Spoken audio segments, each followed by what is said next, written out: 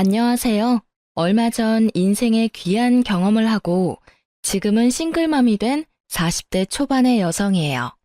여러분이 생각하는 이혼 사유 중에 가장 흔하지 않은 사유는 어떤 게 있나요? 저는 제가 바로 그런 흔하지 않은 사유로 이혼을 하게 됐다고 생각해요. 정말 너무도 어이없는 이유였거든요. 제가 이상한 건지 제 전 남편이 이상한 건지 보시고 한번 판단해 주세요. 저와 남편은 친구들의 소개팅으로 만났어요.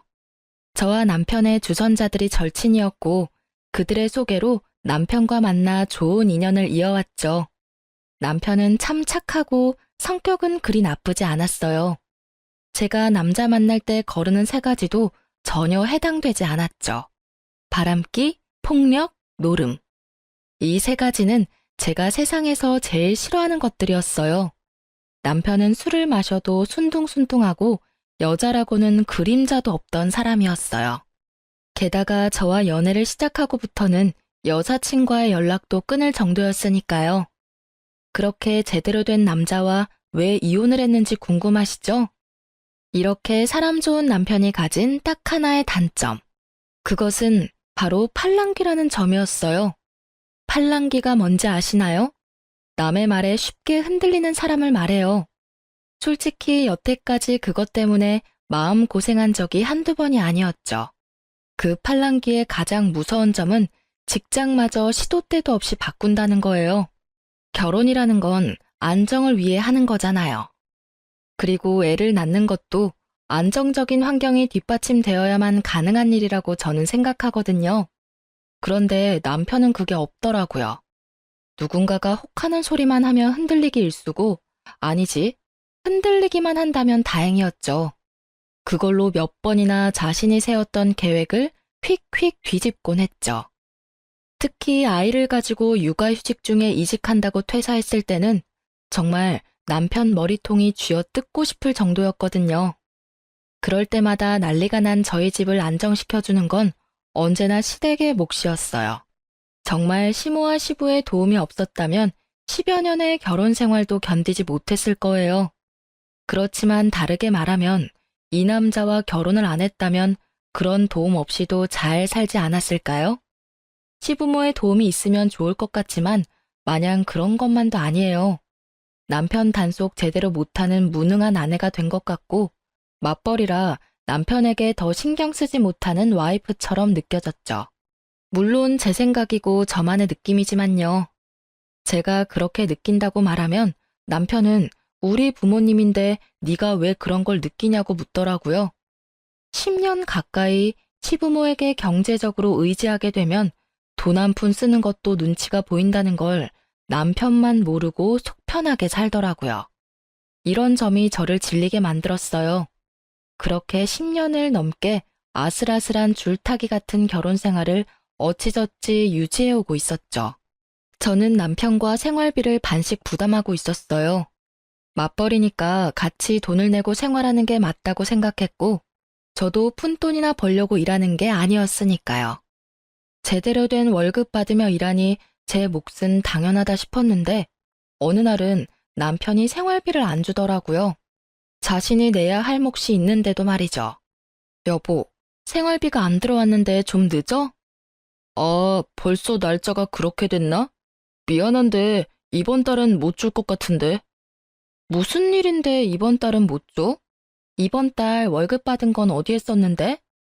빌린 거 좀 갚고 쓸 데 있어서 썼지. 많이 모자란 것 같으면 엄마한테 말해서 돈 좀 받아올까? 남편의 엄마 소리에 저는 깜짝 놀라 고개를 저었어요. 아니, 됐어. 맞벌이 하면서 그 정도 돈도 없다고 뭐라 하실까 봐 겁나. 일단 이번 달은 내가 생활비 할 테니까 다음 달부터는 잊지 말고 챙겨줘. 그날은 그렇게 대수롭지 않게 지나갔어요. 그렇지만 정작 다음 달이 되자 남편은 또 생활비를 주지 않더라고요. 이상하다 싶은 생각에 남편을 추궁했어요. 남편은 조금만 기다리라고 하더라고요. 그리고 며칠 뒤 남편이 저를 어딘가로 데리고 가더군요. 몹시 들떠 있었어요. 서프라이즈라도 하려나 싶었는데 어느 한적한 골목에 도착한 남편이 제게 내리라고 하더군요.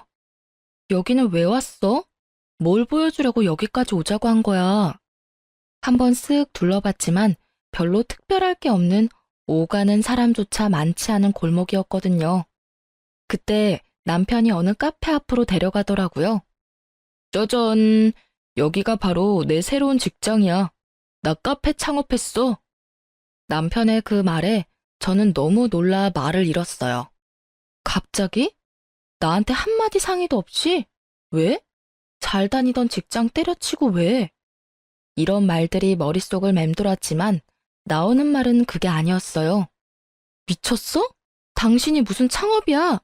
이거 인테리어까지 싹 다 새로 했네. 말해봐. 이거 얼마 들었어? 지금 당신 수중에 있는 돈으로는 할 수 있는 일이 아니잖아. 돈 그렇게 많이 안 썼어. 한 1억 5천쯤 썼나? 퇴직금은 얼마 안 돼서 크게 도움은 안 되더라. 그래서 아파트 앞으로 담보대출 받았어.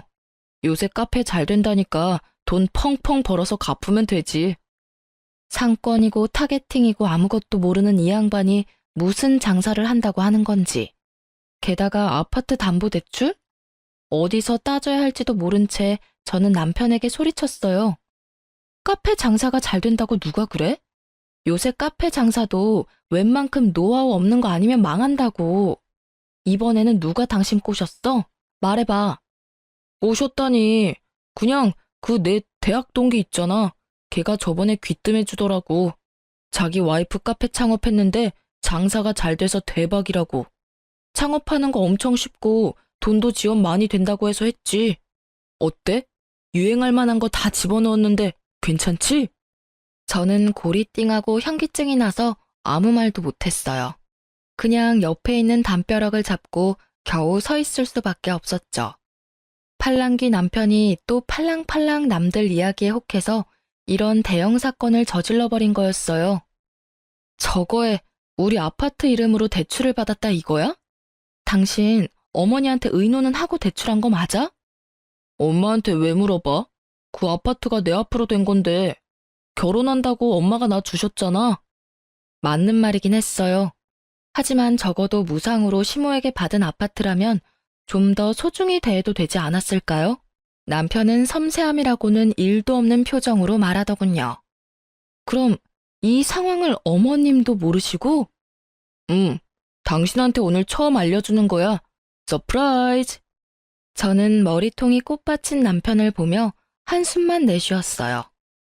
딱 봐도 망할 것 같은 카페를 보면서 말이죠. 이렇게 즐거워하는 남편에게 저는 말했어요. 이 카페가 혹시라도 잘 되면 당신이 장사에 소질이 있는 거겠지. 근데 이 카페가 망하면 다음부터는 2번 다시 장사에 손대지 마. 나랑 지금 약속해. 이 상황을 어떤 식으로든 수습해야 하는 저로서는 당장 이걸 뒤집어 엎으라, 되돌려 놓으라 할 수 없었어요. 1억 5천이나 들어간 사업인데 지금 당장 어떻게 되돌릴 수 있겠어요? 저는 마지막으로 남편에게 통보한 거예요. 장사에 관련한 일은 이번으로 끝낼 거라는 걸. 남편은 고개를 끄덕였고 며칠을 행복회로 열심히 돌리고 있더라고요. 그런데 역시나 제 예상대로 상황이 흘러가더라고요. 팔랑귀인 남편이 제대로 장사를 할 수 있을 리가 없거든요. 결국은 남들 따라 이것 찔끔 저것 찔끔 해보다가 특색 없고 상권 좋지 않은 상황에 빚만 남긴 채 폐업 처리됐어요. 빚이 많은 이유는 몇 번 쓰지도 않은 물건을 트렌드에 맞춘다나 뭐다나 하는 이유로 사모아놓고는 결국 써보지도 못한 채 폐업이 돼서 그래요. 이 빚은 고스란히 저와 남편에게는 압박이 되어 돌아왔어요. 남편도 폐업 후에 어떻게든 넣었던 돈만큼 뽑아보려 했지만 아시잖아요. 중고되면 가격은 똥값 되는 거. 결국은 아파트 담보대출 금액을 갚을 수 없는 지경이 되자 남편은 또 시댁에 쪼르르 달려가더라고요. 죄송스럽고 민망한 마음에 시댁 가기 힘들었던 저까지 매달고 가서는 부탁하더군요.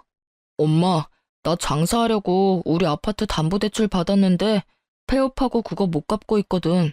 담보대출만 어떻게 해결해주면 안 될까? 남편 옆에서 저는 죄인처럼 고개만 숙이고 있었어요. 한숨 쉬는 시모와 탁자를 탁탁 때리는 시부의 소리가 제 심장마저 꽉 죄어오더라고요. 아가, 너 혹시 얘 장사하는 거 알았니? 아니요, 저도 몰랐어요. 생활비를 2달째 안 주길래 혹시나 했는데 이미 제가 알았을 때는 인테리어까지 다 끝낸 상태였더라고요.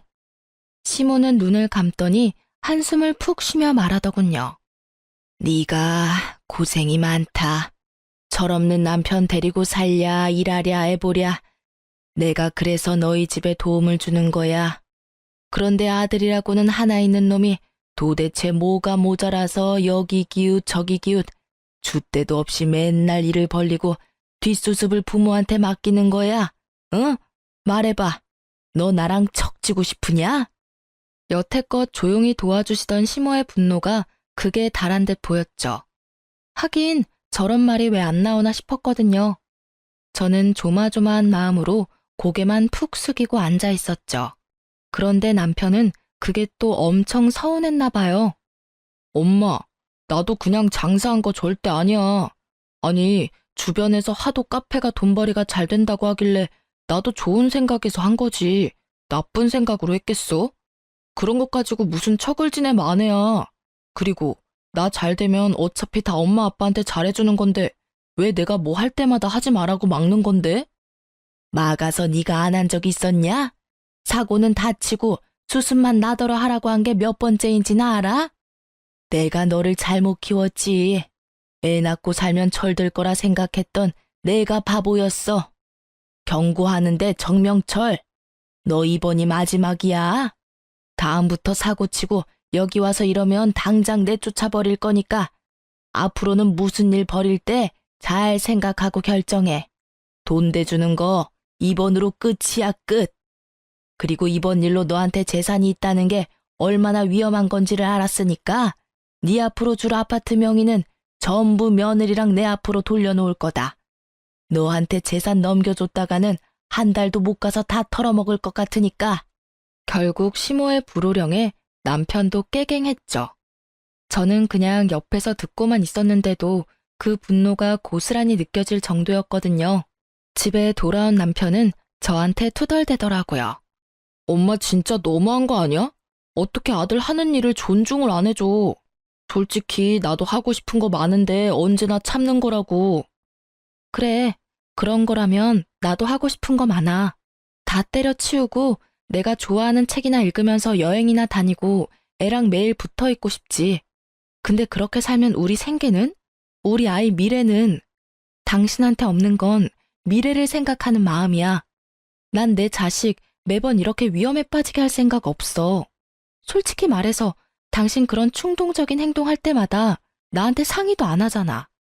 그리고 나서 결국 문제 발생되면 스트레스는 온전히 내가 받고. 나도 어머님 의견이랑 동감이야. 앞으로 이런 일 한 번만 더 일어나면 우리 이혼이야. 알았어? 제 말에 남편은 짜증나는 목소리로 대답하더군요. 당신이나 엄마나 똑같아. 매번 내가 하는 일에 못마땅해야지. 나를 존중하지 않는 게 누군데? 여전히 반성하지 않은 남편은 저와 시모를 탓하더라고요. 그래서 이혼하게? 누가 이혼한대? 그냥 혼잣말했어. 앞으로는 그런 일 있으면 이야기하면 되잖아. 결국 남편에게 대답을 받아내고서야 저는 안심했어요. 그리고 남편의 그런 철부지 없는 행동 탓에 남편 명의가 되었을 아파트는 저와 시모 공동 명의로 변경되었죠. 저는 마음이 조금 편해졌어요. 아파트에 제 지분이 생겨서가 아니라 이제 집 잃을 걱정은 사라졌다는 생각 때문에요. 그 일 이후로 얼마간 남편은 더 이상 사고를 치지 않았어요. 하지만 사고를 치는 것보다 더 큰 일이 먼저 일어났죠. 남편이 폐업을 한 그 이듬해 제 생일을 불과 일주일 앞두고 일이 벌어졌죠. 남편이 한 2달 전부터 유독 이상한 증상을 보였어요. 안절부절 못하고 폰을 손에서 떼지를 못하고 발을 달달 떠는 모양새를 보니 뭔가 불안해하는 것 같더라고요. 그런데 그 일이 벌어진 날 아침에는 뭔가 산뜻해 보이더라고요. 그간의 불안이나 두려움은 다 날아간 것처럼 느껴졌죠. 그냥 남편의 감정 기복이었나 보다 하고 편하게 생각하던 제게 남편이 저녁에 잠시 아이를 친정에 맡겨두고 밥이나 먹고 오자고 하더라고요. 이상한 마음이 들었어요. 제 생일은 일주일이나 남았는데 어째서 지금일까 싶었죠. 그렇지만 고민한들 답이 생기는 것도 아니라 일단은 남편과 함께 식사를 하러 갔죠. 식사는 제가 좋아하는 대게였어요. 즐거운 마음으로 식사를 하고 있는데 남편이 조용히 한마디 하더라고요. 여보, 나랑 이혼해줘. 잘 먹던 탱글탱글하던 대게가 목에 걸리는 걸 느끼며 저는 캑캑거리며 기침을 해야 했어요. 그리고는 겨우 진정하고는 남편 얼굴을 봤어요. 평온한 표정, 일말의 미안함도 없는 그 표정에 저는 웃음이 나왔어요. 이건 무슨 장난이 아닐까 하고요. 이혼? 갑자기 이혼 이야기가 왜 나와? 당신 여자 생겼어? 아님 나 몰래 또 사고 쳤어? 그것도 아님 내가 저번에 당신한테 이혼하자고 해서 삐졌어?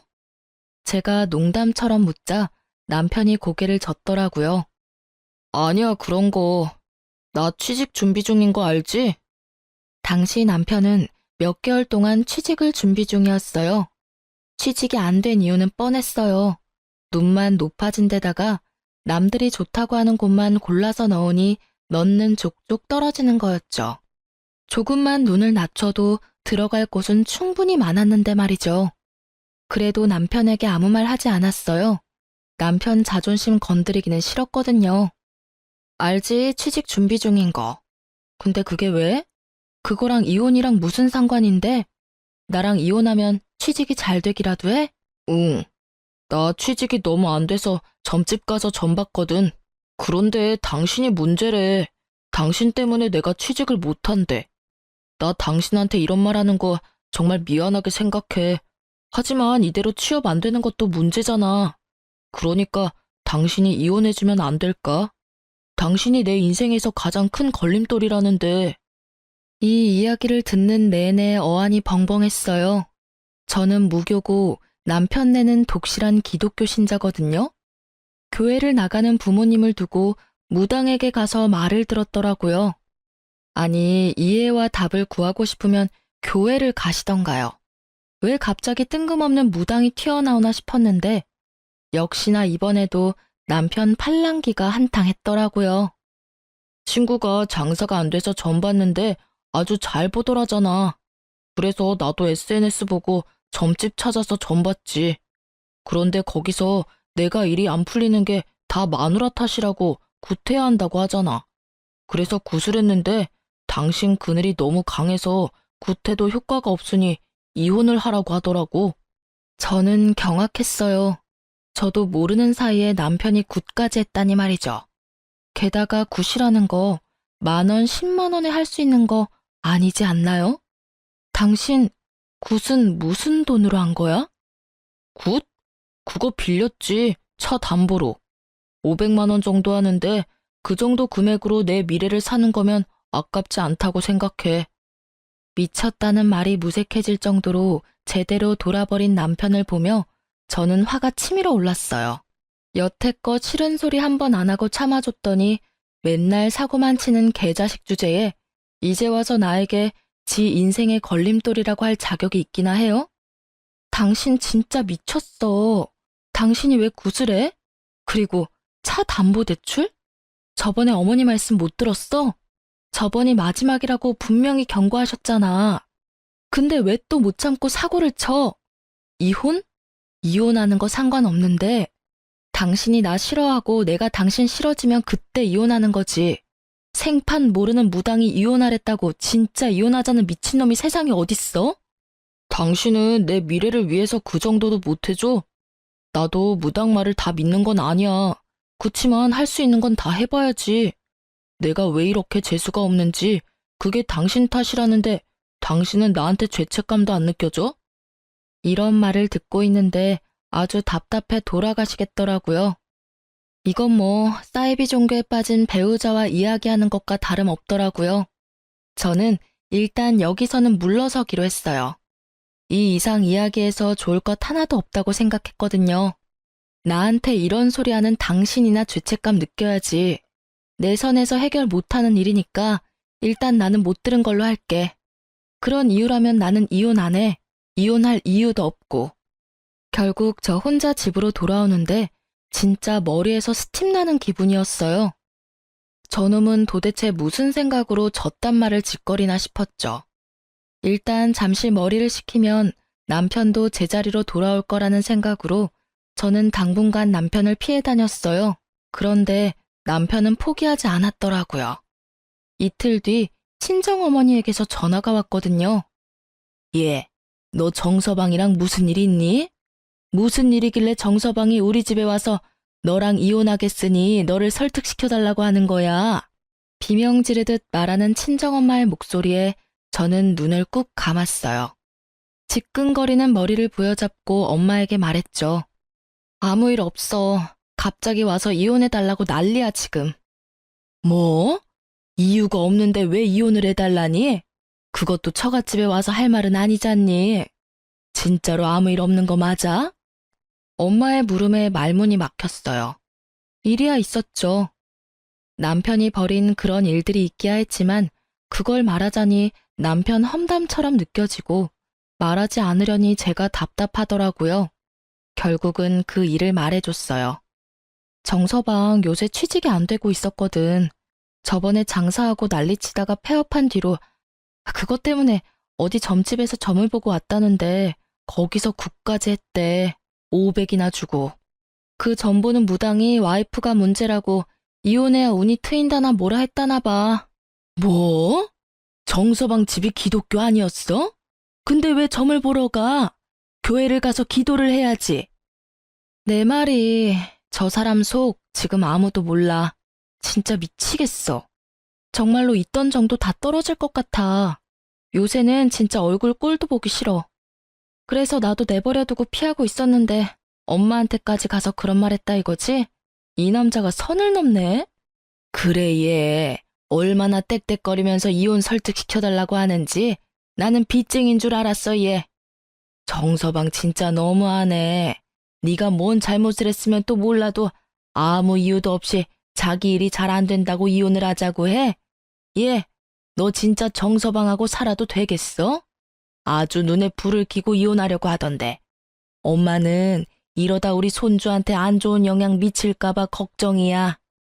엄마 말을 듣고 나니 눈이 번쩍 뜨이더라고요. 제가 이혼을 안 해주면 남편이 우리 애를 이용할지도 모른다는 생각이 들었거든요. 그 생각과 동시에 정신이 돌아오는데 어떻게든 결판은 봐야겠다고 생각했어요. 그리고는 잠시 남편과 이혼에 대해 생각해봤어요. 이혼 사유가 팔랑귀인 남편 때문이라니. 어디 가서 이야기하기도 부끄러울 지경이라 저도 진짜 미치겠더라고요. 아무리 귀가 얇다 한들 이건 너무하지 않나 싶은 생각이 들었죠. 저는 그날 엄마와 통화한 뒤 남편과 마주하기로 했어요. 남편에게 물어봤죠. 당신 진짜 나랑 이혼하고 후회 안 할 거야?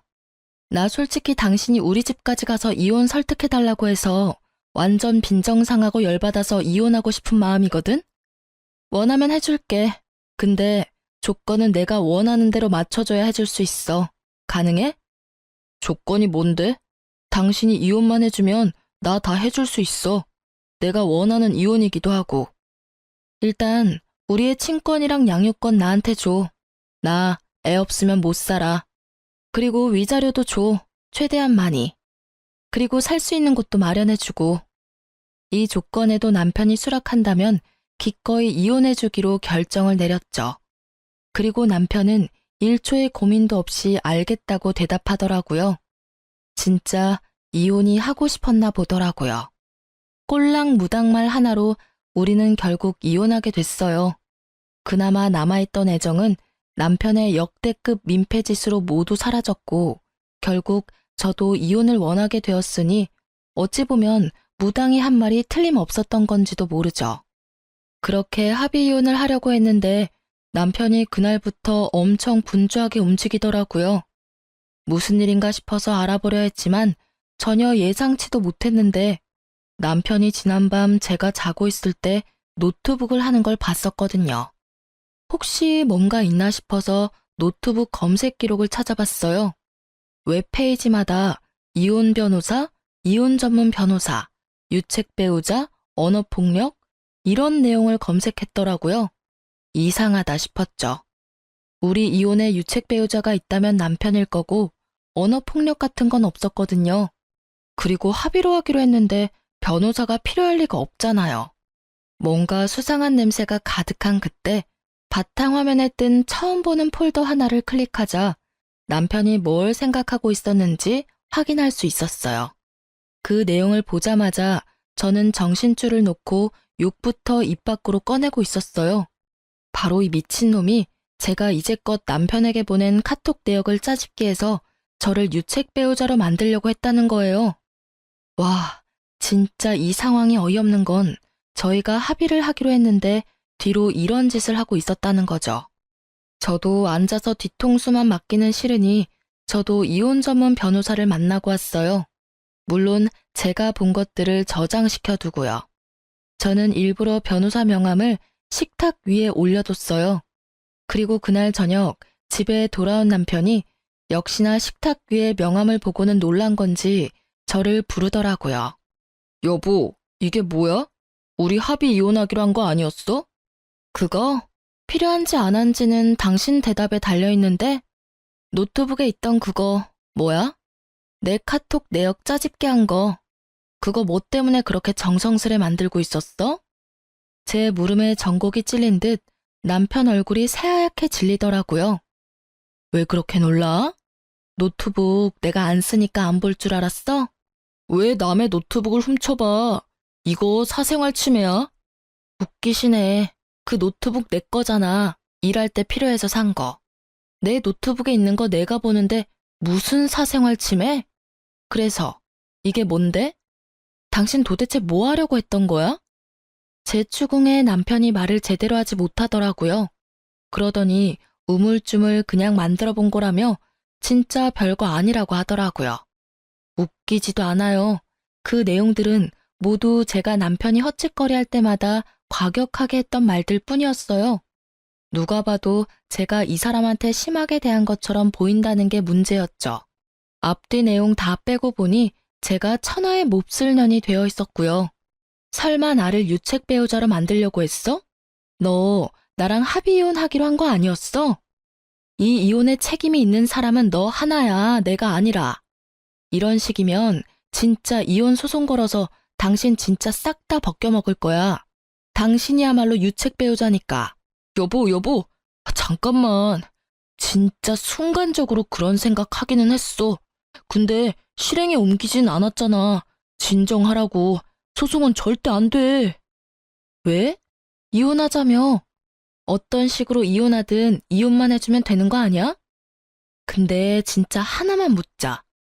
도대체 무슨 이유로 뒤로 몰래 이딴 짓이나 한 거야? 그게, 아이씨, 사실은 돈이 없어, 합의해주려고 해도. 너 잘하는 거 있잖아. 어머님한테 도와달라고 하고 나중에 갚으면 되지. 그거 벌써 받아왔어. 미리 이야기해서 이혼하게 됐다고 위자료 줘야 한다고. 뭐? 그럼 그 돈은 다 어쨌는데? 코인에 다 넣었어, 코인에. 지금 주변 사람들이 완전 강력 추천해준 종목 있거든. 거기다가 영혼까지 끌어다 넣었지. 뭐? 코인? 저는 머리를 부여잡았어요. 이 남자가 정신을 제대로 놓은 것처럼 보였어요. 설마 이 상황에 코인에 올인할 줄이야. 아니, 그러면 이상하잖아. 그렇게 잘 되는 항목이면 수익이 났을 건데 왜 돈이 없어? 잘 벌어서 나한테 위자료 주면 되지. 지금 살짝 정책이라서 확 오르지가 않네.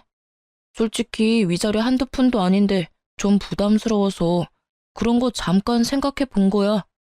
그런데 나 아직 시도한 건 아니니까 나한테 뭐라고 하면 안 되는 거 알지? 남편의 얼굴을 보는 게 이렇게 고역인 적이 있었을까요? 저는 이 상황을 그냥 넘길 생각은 없었어요. 남편을 끌고 시댁을 찾아갔어요. 어머님, 저랑 이 사람이랑 이혼하기로 했다는 이야기는 들으셨어요? 그래, 들었다. 아들이 위자료 좀 빌려달라길래 5천 빌려줬어. 그런데 오늘은 무슨 일이니? 그 위자료 아드님이 코인 하느라 다 날려먹었다고 하더라고요. 그래서 위자료 안 주려고 저를 유책 배우자 만들려고 했고요.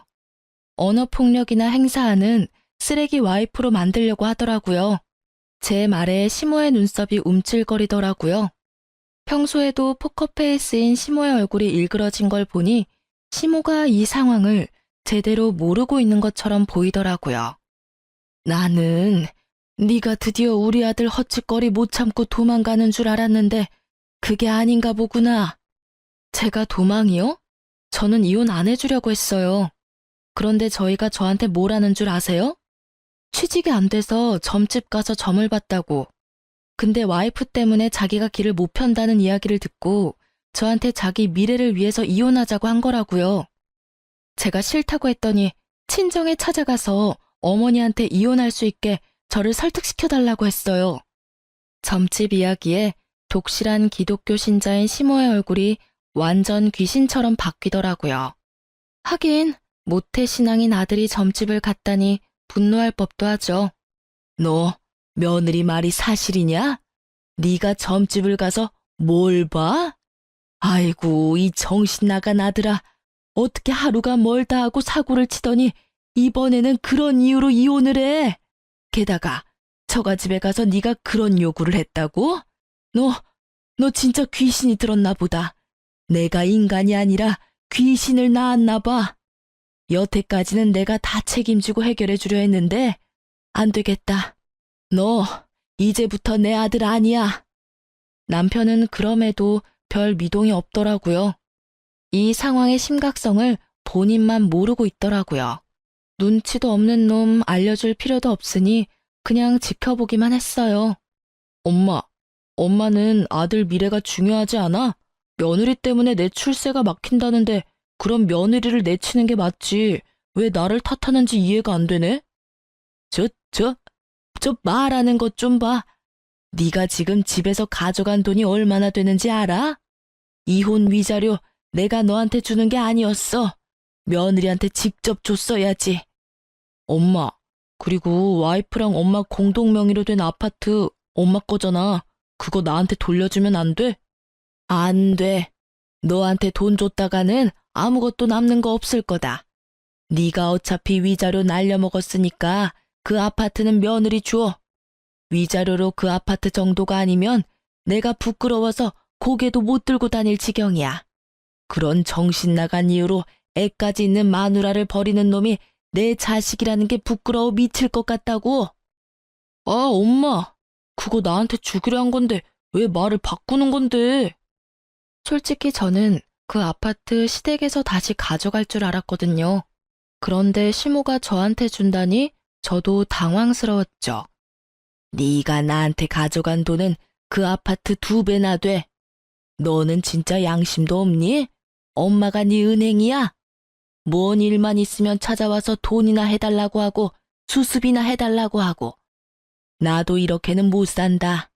네가 제정신 차릴 때까지 나는 이제 더 이상 아무것도 안 해줄 거야.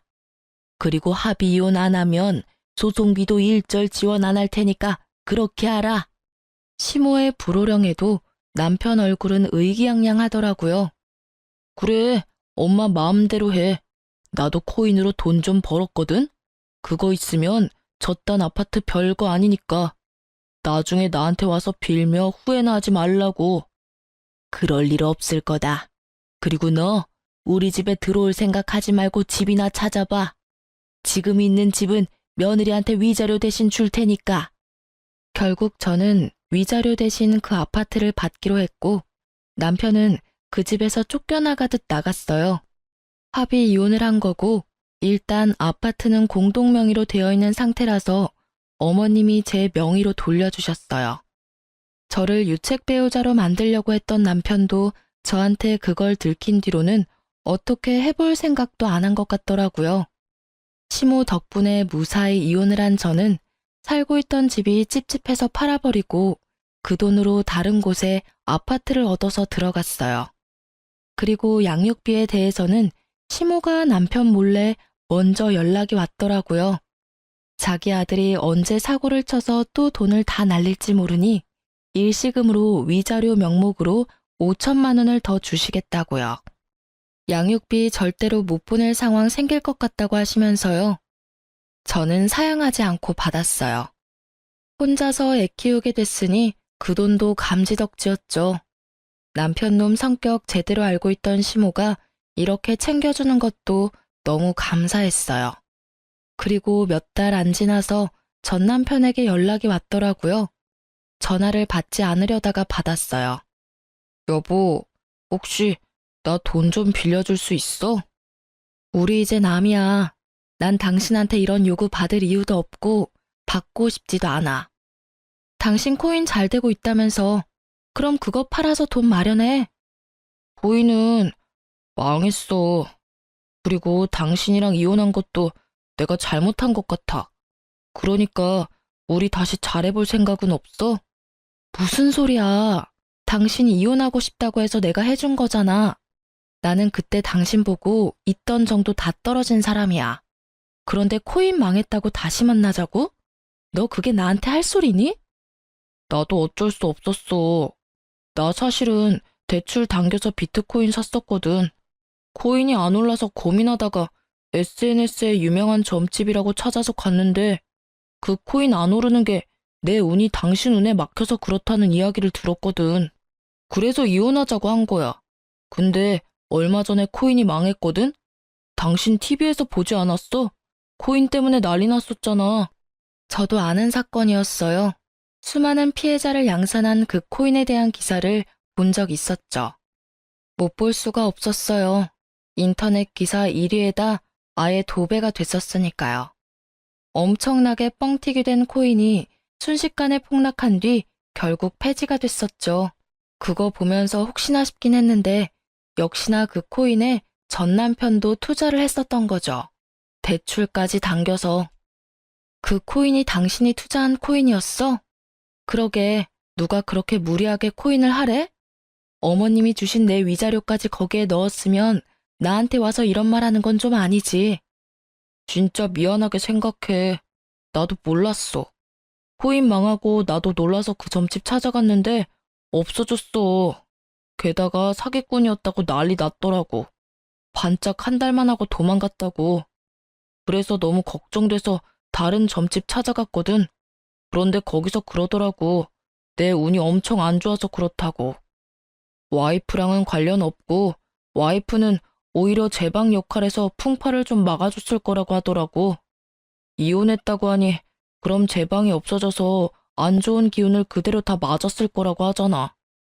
내가 사기꾼한테 속아서 그런 거니까 당신이 이해 좀 해줘. 내가 그걸 왜 이해를 해야 해? 언제는 나더러 당신 인생의 걸림돌이라더니 이제 와서 그런 말하면 내가 좋아할 줄 알았어? 얼씨구나 하고 당신 따라 다시 재결합해줄 줄 알았냐고. 정신 좀 차려. 사기꾼한테 당해놓고 또 점집을 갔어? 왜 그러니? 당신이 이러니까 내가 이혼한 거야. 이제는 내가 감당할 수 없을 만큼 당신이 너무 우유부단하고 팔랑거리잖아. 도대체 다른 사람들 말에 왜 그렇게 줏대 없이 나부끼는 건데? 줏대가 없다니. 나도 이러고 싶어서 이렇게 사는 게 아니라고. 솔직히 말해서 나도 잘 살고 싶어서 이런 거 저런 거 해보다가 이렇게 된 거잖아. 줏대가 없는 게 아니라 이것저것 도전해본다고 생각해주면 안 돼? 도전? 당신 나랑 애 앞에서 그런 이야기 할 수 있어? 당신 도전에 우리가 얼마나 불안하고 두려웠는지 이야기 안 하면 몰라? 매번 당신이 이직하거나 장사를 하려고 할 때마다 돈은 나가고 결국 뒤에 남은 빚 못 갚을 것 같아서 끙끙댈 때 당신이 우리한테 해준 게 뭐야? 당신 느긋한 표정으로 매번 어머님이 해결해 주실 거라고 철석같이 믿고 있었지? 나는 어머님이 당신한테 정 떨어져서 이번에는 수습 안 해주면 어쩌나 하고 매번 걱정하던 기억밖에 없어. 재결합? 내가 미쳤어? 사기꾼 말 그대로 믿고 나하고 이혼하겠다고 한 거 나는 죽을 때까지 못 잊을 거야. 그런데 그런 나하고 재결합을 하자고? 그럼 나는 매일, 매시간 당신이 혹시 어떤 사람에게 또 어떤 말을 듣고 나랑 이혼하자고 할까 걱정하며 살아야 할 텐데 난 절대 그런 짓 안 할 거야. 내가 당신한테 이렇게 큰 배신감을 2번이나 느껴야 해?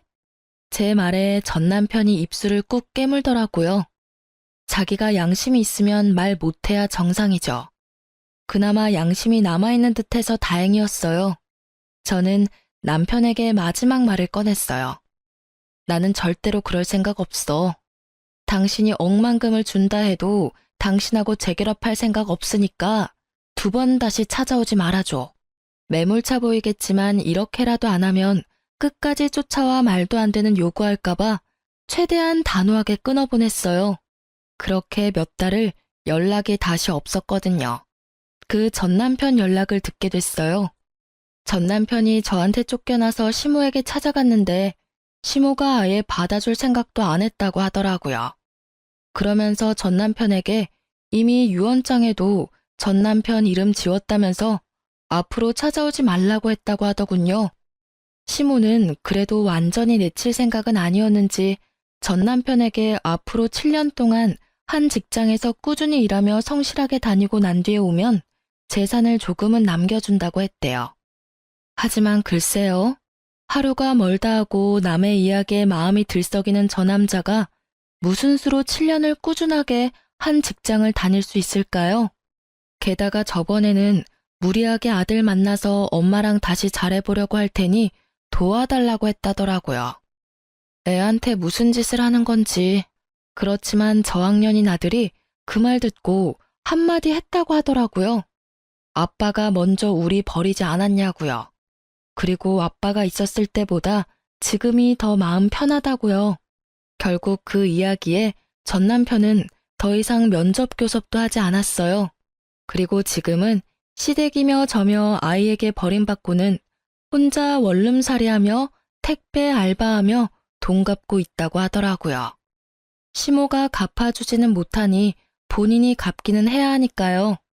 정신을 차린 건지 안 차린 건지는 모르겠지만 7년은 지나봐야 알게 되겠죠. 저는 남편과 그렇게 완벽하게 타인이 되고 그 뒤로 마음 편하게 잘 살고 있어요. 남들은 이혼하면 힘들다, 괴롭다, 혼자 돈 벌고 애 키우는 거 힘들다 하지만 저는 이제야 사람답게 사는 것 같아요. 몸이 힘들어도 마음고생은 덜하니까요. 매번 남편이 언제 사고 칠까 전전긍긍하고 사고 친 거 뒷수습은 잘 될까 끙끙 앓던 일들이 아예 사라져버렸잖아요. 정말로 마음이 너무 편해요. 게다가 남편과 이혼하면서 승진까지 되면서 근무 환경이 무척 좋아졌죠. 물론 책임감은 배가 되었고 시간도 많이 부족해졌지만 부족한 시간을 채워주기 위해서 친정 부모님들도 많이 도와주시거든요. 아빠 없이 혼자 자라는 아이 티나지 않게 잘 도와주고 계셔서 감사하고요. 아이는 제게 항상 고맙다는 말을 많이 해줘요. 이런 힘든 와중에도 엄마 생각 많이 해주는 착한 아이로 커준 게 너무 대견하고요. 글을 쓰기 위해 기억을 떠올리면서도 제가 이런 한심하기 짝이 없는 이유로 이혼을 하게 된 것이 여전히 부끄럽고 비참하고 어디 가서 말하기 힘든 일이 됐어요. 이게 어떻게 이혼 사유가 될 수 있을까 싶어서 말이죠. 하지만 과정이 어찌됐든 저도 그 과정에서 남편에게 분노를 느꼈고 정이 다 사라져버렸으니 이혼하게 된 거지만 제가 글을 쓰게 된 것도 이런 한심한 이유로도 이혼을 하게 될 수도 있다는 걸 알려드리기 위해서거든요. 남편이 팔랑귀 때문에 매번 집을 말아먹을 정도라면 이혼하시는 게 편하다고 말씀드리고 싶네요. 모든 분들이 편하게 살 수 있길 바라며 글을 이만 마칩니다.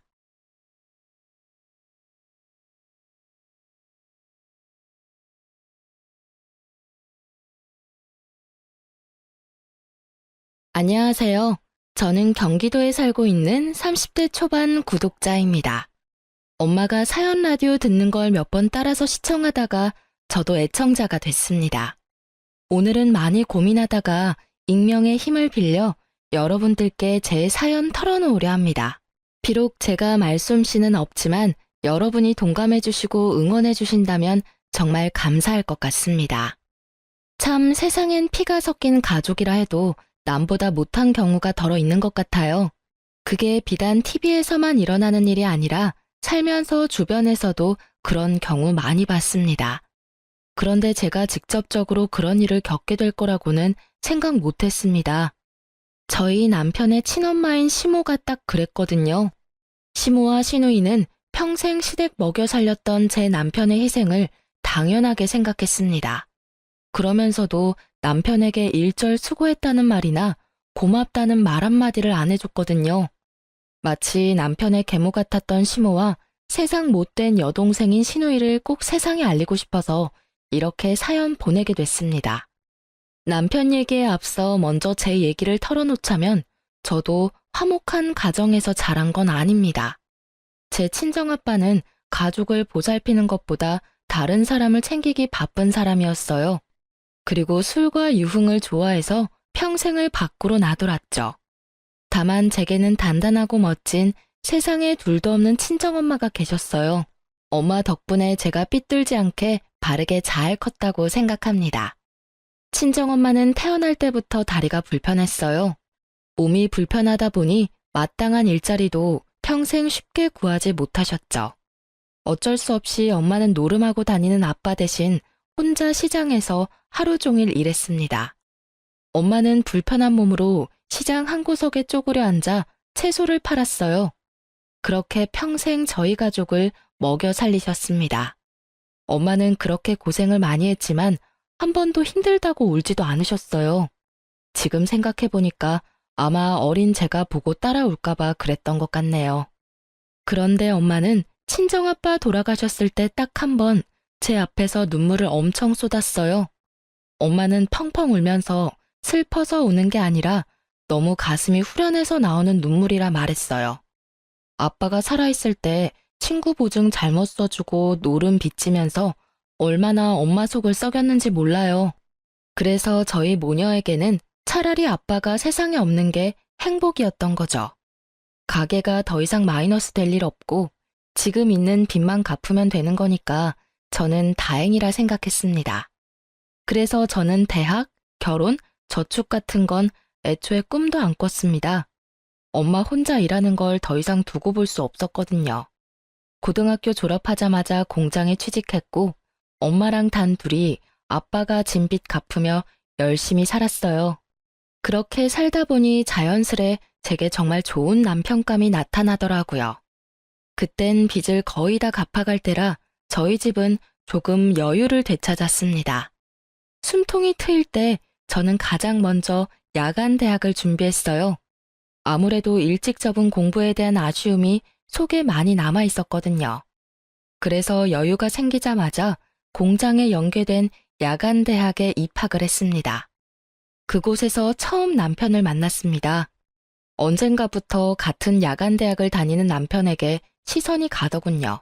남편이 눈에 띄었던 건 잘생겨서가 아니었어요. 남편은 볼 때마다 언제나 비슷한 후줄근한 옷차림으로 매번 똑같은 삼각김밥을 먹고 있었습니다. 남편이 지금은 살이 많이 붙었는데 그때는 밥을 제대로 못 먹고 다니는 사람처럼 키에 비해 살집도 없었습니다. 그래서 저는 세상엔 저희 아빠같이 한심한 인생 말고 저렇게 열심히 사는 인생도 있구나 싶었습니다. 인사하거나 아는 척하는 사이는 아니었지만 참 열심히 사는 사람이라 속으로 많이 신경이 쓰였던 것 같습니다. 그런데 그게 저 혼자만의 관심이 아니더군요. 그때 한창 돈 모으는 재미에 빠져서 공장 근무를 무리하게 하고 있을 때였는데요. 잔업 생길 때마다 빠짐없이 하고 또 야간 대학 다니면서 공부까지 하다 보니 순식간에 건강이 많이 나빠졌죠. 그렇다고 일을 그만둘 수 없으니 어쩔 수 없이 야간 대학을 그만뒀습니다. 그런데 남편이 한동안 제가 안 보이자 왜 안 나오냐고 먼저 전화가 왔어요. 한 번도 사적인 연락은 해본 적 없지만 같이 강의 듣는 사람들끼리 서로 번호를 교환해서 알고 있었거든요. 혜인 씨, 왜 수업 안 나와요? 아, 성수 씨 맞나요? 저 몸이 안 좋아서 그만뒀어요. 어디가 어떻게 안 좋은데요? 네? 그냥 잠 안 자고 무리하면서 공부랑 일 병행하니까 체력이 안 따라줘서요. 왜요? 그럼 지금은 괜찮은 거예요? 저는 혹시나 무슨 일 생겼나 싶어서 혜인 씨 안 오는 동안 혼자 엄청 걱정했거든요. 혹시 오늘 우리 볼 수 있어요? 혜인 씨랑 연락하면서 지내고 싶어요. 그래도 되죠? 세상 처음 제게 관심 가져주고 퍽 다정한 그 사람에게 저는 홀딱 반했습니다. 그렇게 인연을 쌓아서 결혼까지 꼬리냈어요. 물론 결혼이 그리 쉬운 과정은 아니었습니다. 남편은 첫인상과 비슷하게 아주 착실하고 성실한 사람이었습니다. 저희 남편은 공부를 못하는 건 아니었는데 일부러 기술 배우려고 공고에 갔었다고 합니다. 학생 때부터 아르바이트도 많이 했었다고 해요. 알고 보니 남편도 저처럼 공장에 일하면서 야간 대학을 수강하고 있었더라고요. 남편은 대기업 스포츠 브랜드의 신발 공장에서 일하고 있었습니다. 힘들게 살면서도 항상 얼굴에 웃음을 잃지 않는 사람이었어요. 그런데 남편과 연애 초반 때 저는 한 가지 의문이 드는 게 있었어요. 남편이 그때는 공장 다니면서 벌이가 그리 나쁘지 않았거든요. 그런데 옆에서 남편을 봤을 때는 여전히 경제적으로 힘들어 보였어요. 그래서 집에 빚이 아직도 많은 건가 싶었습니다. 세상에, 자기야, 날이 이렇게 추운데 왜 이렇게 얇게 입고 왔어? 그게 나 원래 별로 추위를 안 타. 자기야, 손이 꽁꽁 다 얼어붙었는데? 어머, 이 볼도 차가운 것 봐. 안 되겠다. 나 따라와. 어디 가게? 그럼 그렇게 입고 종일 돌아다니려고 했어? 이 근처에 아울렛 있으니까 패딩 하나 사자. 아니야, 나 진짜 괜찮아. 뭐가 괜찮아? 내 마음이 안 괜찮아. 자기야, 실은 나 패딩 살 돈 없어. 어? 미안. 나 이번 달 생활비 다 써서 오늘 데이트할 돈 말고는 없네. 괜찮아. 내가 사주면 되잖아. 아니야, 돈 아깝게 무슨. 한두 푼 하는 것도 아니고 패딩 되게 비싸잖아. 자기 그 정도 사줄 돈은 나 있어. 돈 안 아까워. 그러니까 이제 좀 말해봐. 뭘? 자긴 왜 매번 돈이 없는 건데? 자존심 상하게 하고 싶지 않아서 여태껏 못 물어봤었어. 근데 나한텐 그럴 필요 없어. 나도 빚 다 갚기 전에는 엄청 힘들게 살아왔거든. 당신 아직 집이 많이 힘든 거야? 나도 예전에 비슷하게 살아봐서 충분히 알아. 그러니까 이제 나한테 터놓고 말해줘. 내가 당신 도울 수 있으면 돕고 싶단 말이야. 어떻게 이 한겨울에 그렇게 얇은 누빈 점퍼 하나로 견디려고 해. 아니야, 나 집에 옷 많아. 패딩도 있는걸? 근데 산지 좀 오래돼서 너무 사람이 없어 보이길래 오늘 못 입은 거야. 아무래도 데이트 때 해진 옷은 그렇잖아. 그리고 나 집에 빚 같은 거 없어. 어? 집에 빚이 없다고? 그럼 월급은 전부 어디에 쓰는 건데? 그러니까 그렇게 힘들게 일하면서 왜 아울렛에서 새 패딩 살 돈도 없는 건데? 나도 빚 갚을 때 그 정도는 아니었단 말이야. 그게 사실은 나 엄마한테 용돈 받아서 쓰고 있거든. 용돈? 30만 원씩 받아서 쓰고 있어. 말도 안 돼. 당신이 300만 원 넘게 버는데 고작 30만 원 받아서 쓴다고? 생활비는 따로지? 전부 다 포함해서 30만 원으로 생활하고 있어. 그게 가능한 일이야? 그렇게 남편이 처음으로 집안 환경에 대해서 솔직하게 털어놓았을 때 저는 충격적이었어요.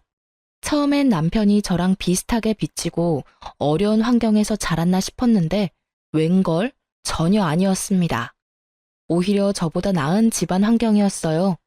저와 똑같이 홀어머니 밑에서 자란 건 맞는데 남편 집은 큰 빚도 없고 여유로운 집이었습니다. 그런데 여러분, 멀쩡히 월급 받으면서 성실히 일하는 성인 남자가요. 당장 아울렛에서 새 패딩 점퍼 살 돈도 없다는 게 말이 되나요? 저는 그때 결혼까지 생각하고 있던 터라 더 냉정하고 차갑게 말했습니다. 남편에게 정신 차리라고요. 우리 헤어지자. 헤어지자고? 내가 돈이 없어서 자기한테 좋은 거 못 해줘서 그래? 미안해. 내가 더 노력해볼게. 깨끗한 패딩도 돈 모아서 사 입을게. 무슨 돈으로? 엄마한테 용돈을 좀 더 늘려달라고 말은 해놨는데 아직 허락을 못 받았어. 자기가 지금 어머니 집에 얹혀 사는 것도 아니잖아. 회사 원룸에서 살면서 왜 집에다가 월급을 몽땅 다 주는 거야? 집에 갚을 빚도 없다며. 어머님이 어디 아프신 것도 아니라며. 그거야 이때까지 그래왔으니까. 나한테 돈 안 써도 돼. 데이트 비용도 내가 다 내도 상관없어. 근데 어머니한테 매달 당신 월급 전부 다 드리지 않는다고 나한테 약속해. 그래야 나 당신 계속 만날 수 있어. 지금 상황이 전혀 평범하지가 않아. 어떻게 아들이 이렇게 사는데 월급을 다 받아가시지? 당신 지금 피죽도 못 얻어먹은 사람처럼 엄청 말랐어. 이렇게 말랐는데 지금 물가에 30만 원이 말이 돼? 남편이 안쓰러워 저는 통곡하고 남편은 자기를 걱정해주는 따뜻함을 처음 느꼈다며 오열하더군요. 처음엔 남편의 엄마가 계모인가 싶었어요. 하지만 친엄마가 맞더군요.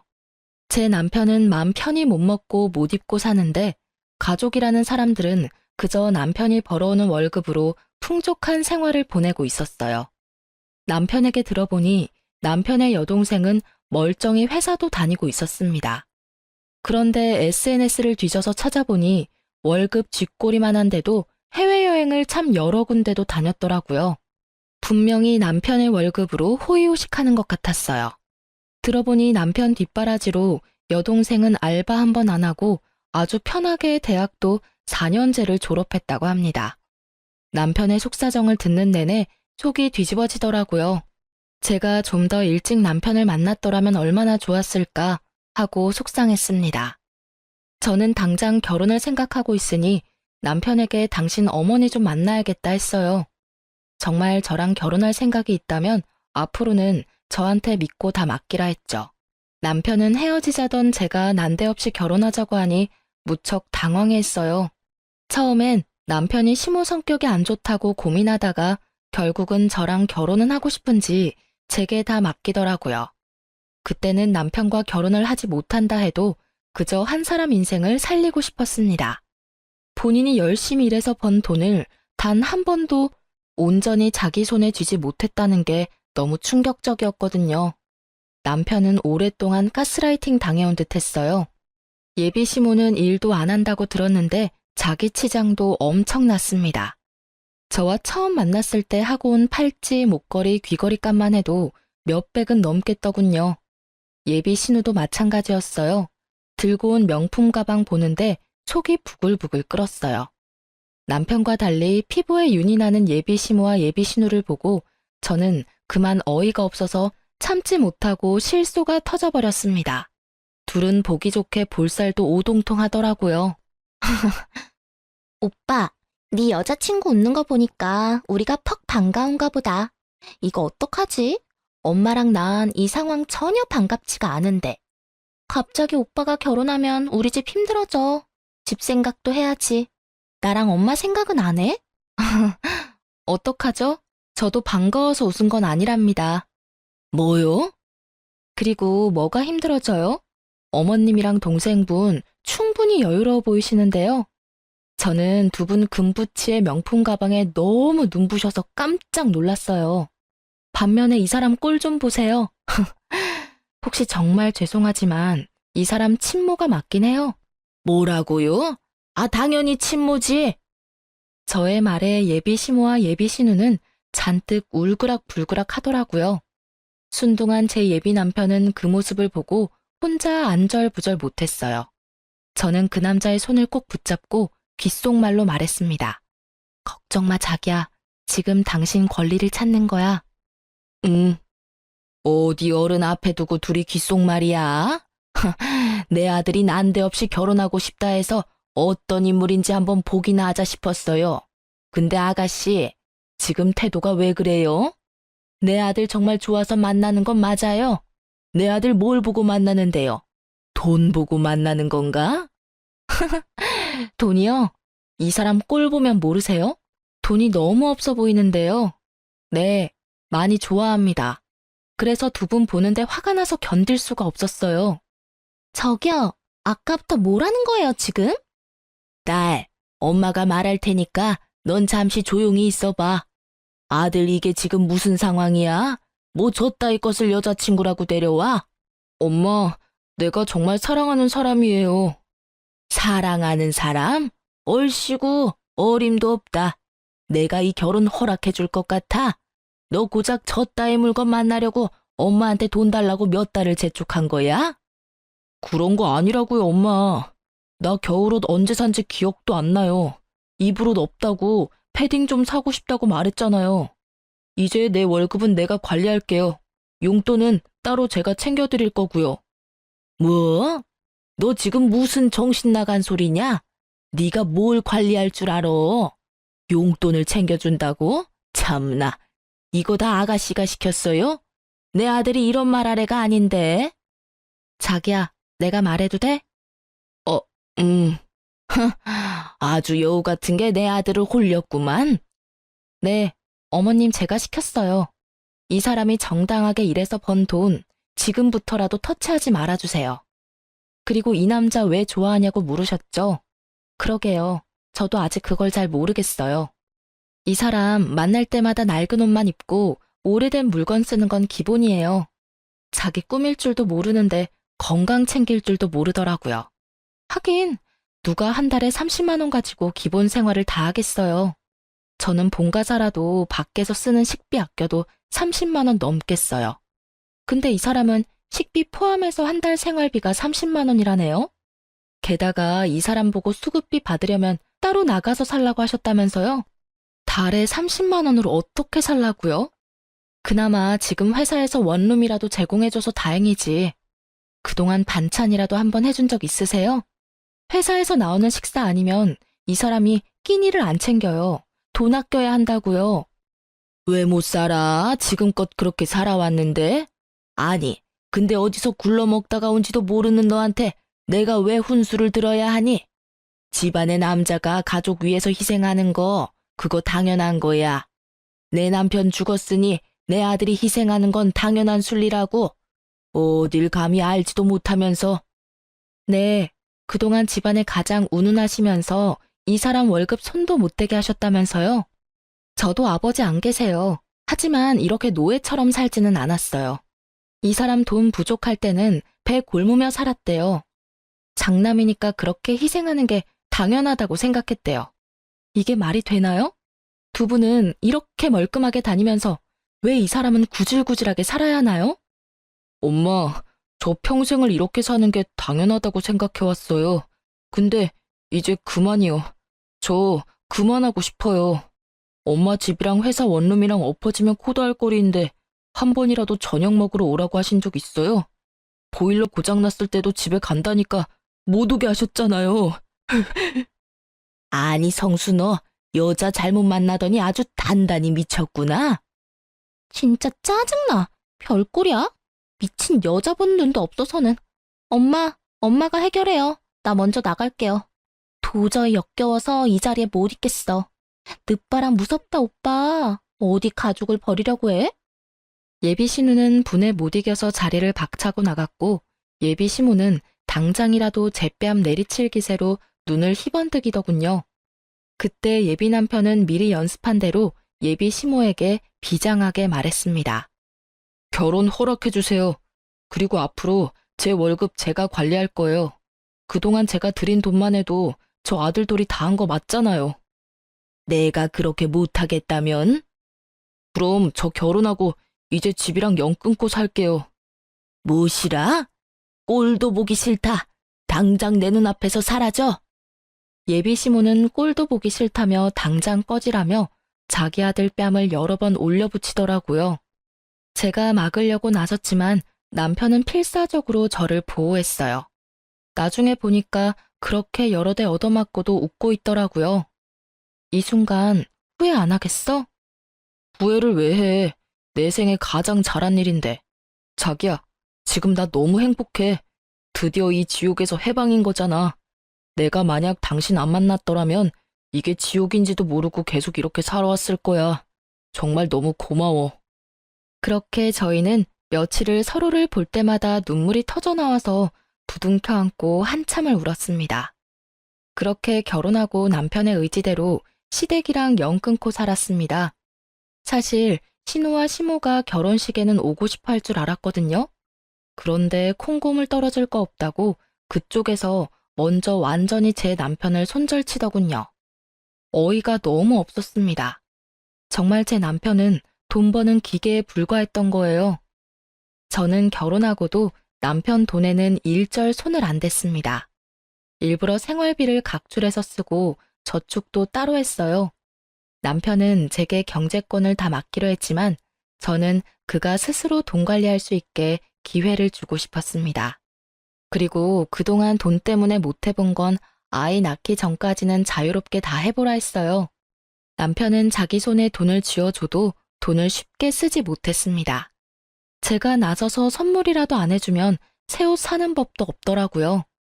돈도 써본 사람이 써본다고 아예 돈을 쓸 줄을 몰랐어요. 돈 쓰면 아주 큰일 나는 사람처럼 굴던 남편이 어느 날 100만 원이 넘는 거액을 결제하더군요. 여보, 나 공무원 준비하려고 해. 근데 인터넷 강의가 생각보다 비싸더라. 자기가 하고 싶은 대로 해. 정말? 응. 허락해줘서 고마워. 으이그, 당신도 참. 쓸 때는 쓰라니까. 그런 건 상의하지 말고 당신이 알아서 해. 난 당신 믿으니까. 그럼 나 하나만 더 물어봐도 돼? 뭘? 우리 장모님 모시고 살까? 또 그 소리야? 엄마가 싫다 하셨잖아. 장모님 평생 고생하셨잖아. 당신도 벌고 나도 버는데 이제 우리가 어머님 모시고 살자. 그 정도 형편 되잖아, 우리. 아니야, 신경 쓰지 마. 내 효도는 내가 알아서 할게. 서운한데? 나도 한 가족 아니야? 그치만 당신은 가족들이랑 영 끊고 사는데 내가 어떻게 우리 엄마만 모셔. 에이, 이거랑 그거랑 같아? 전혀 달라. 나한테는 당신이랑 장모님이 생명의 은인이야. 세상 아무것도 없는 나 받아준 은인이잖아. 그리고 나도 장모님한테 아침밥 얻어먹고 싶어서 그래. 알겠어. 그럼 엄마한테 물어나 볼게. 하지만 친정엄마는 극구 반대하셨어요. 좋아하기는커녕 오히려 화를 냈죠. 엄마는 지금껏 남편이 살아온 과정을 빠짐없이 다 아니까 더 이상 그 어깨에 짐이 되고 싶지 않다고 했었거든요. 아이고, 자네. 또 말도 안 되는 소리 하네. 장모님, 그러지 말고 이제 일은 그만두시고 편하게 쉬세요. 누구 맘대로 일을 그만둬? 난 할 수 있을 때까지 할 거야. 겨울에 춥고 여름에 덥고 몸도 불편하신데 저 신경 쓰인단 말이에요. 아유, 나 혼자서 충분히 내 밥벌이 하면서 잘 사니까 신경 쓰지 말고 너네 둘이나 행복하게 살아. 사위랑 딸내미 종종 얼굴만 비춰주면 난 더 이상 바랄 거 없다. 게다가 필요 없다는데도 한서방은 왜 매달 나한테 용돈을 보내? 그 돈 전부 안 쓰고 그대로 들고 있으니까 이제 보내지 마. 자네는 그저 자네 가정에만 충실해. 하지만 장모님, 애쓰지 않아도 돼. 충분히 애쓴 삶이야. 그러니까 난 신경 쓰지 마. 여보, 내가 이렇게 될 거라 말했었지? 나 엄마 무서우니까 다신 그런 말 하지 마.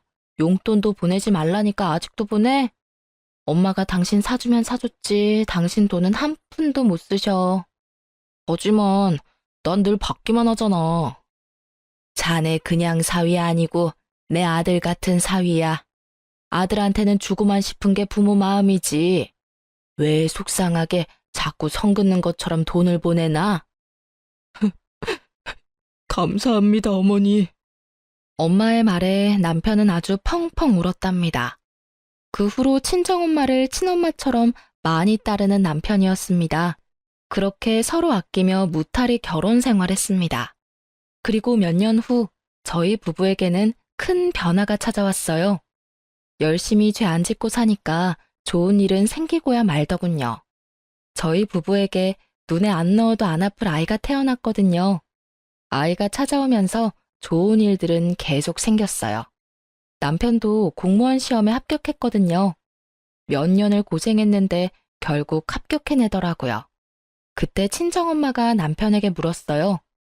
애도 낳고 이제 공시도 합격하고 더 바랄 게 없지?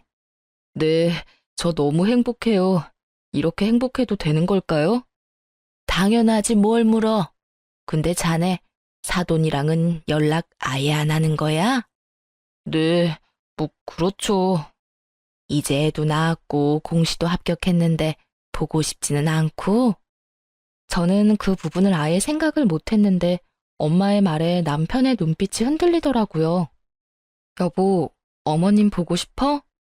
죄 지은 얼굴로 남편은 고개를 숙였고 저랑 엄마는 남편에게 괜찮다 했어요. 자연스레 이제는 시댁 식구들 한 번은 볼 때 된 것 같다 말했죠. 싸우며 인연 끊었다 해도 핏줄이니까요.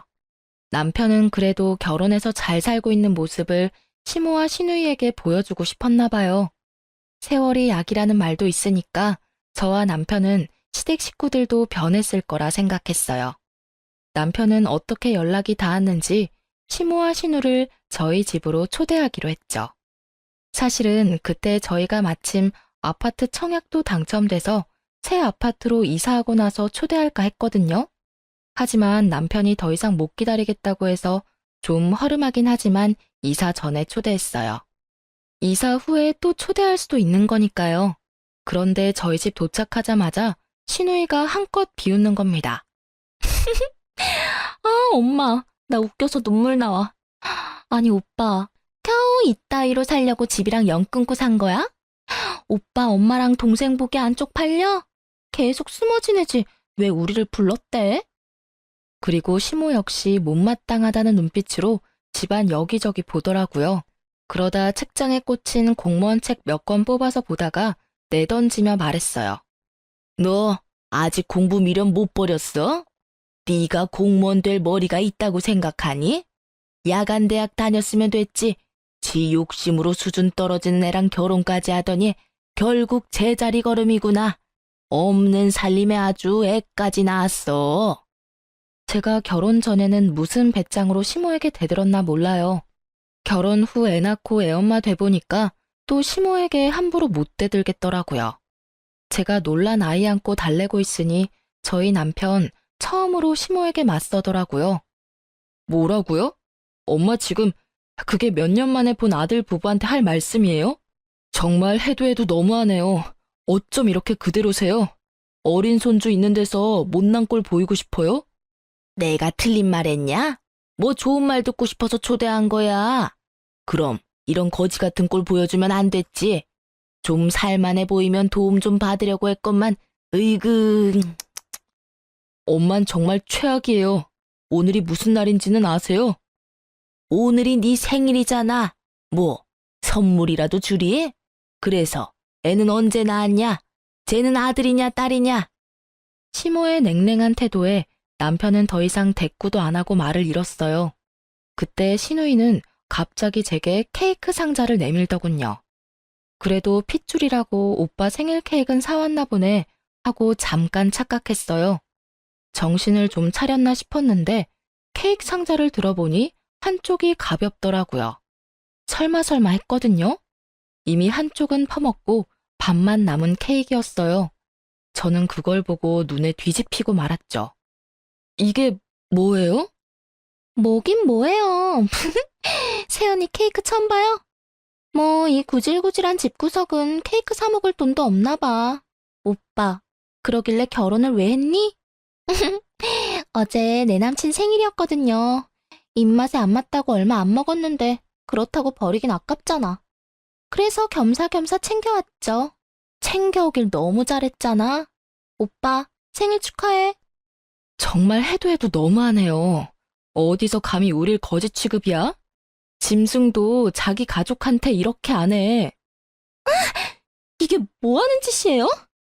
저는 시누이 말이 끝나자마자 그 먹다 남은 케이크를 꺼냈습니다. 사정없이 시누이 얼굴에 비벼줬어요. 뭐 하긴 아가씨가 가져온 케이크 아가씨 다 처먹으라고 내가 손수 떠먹여주고 있잖아요 지금. 그만하라고요.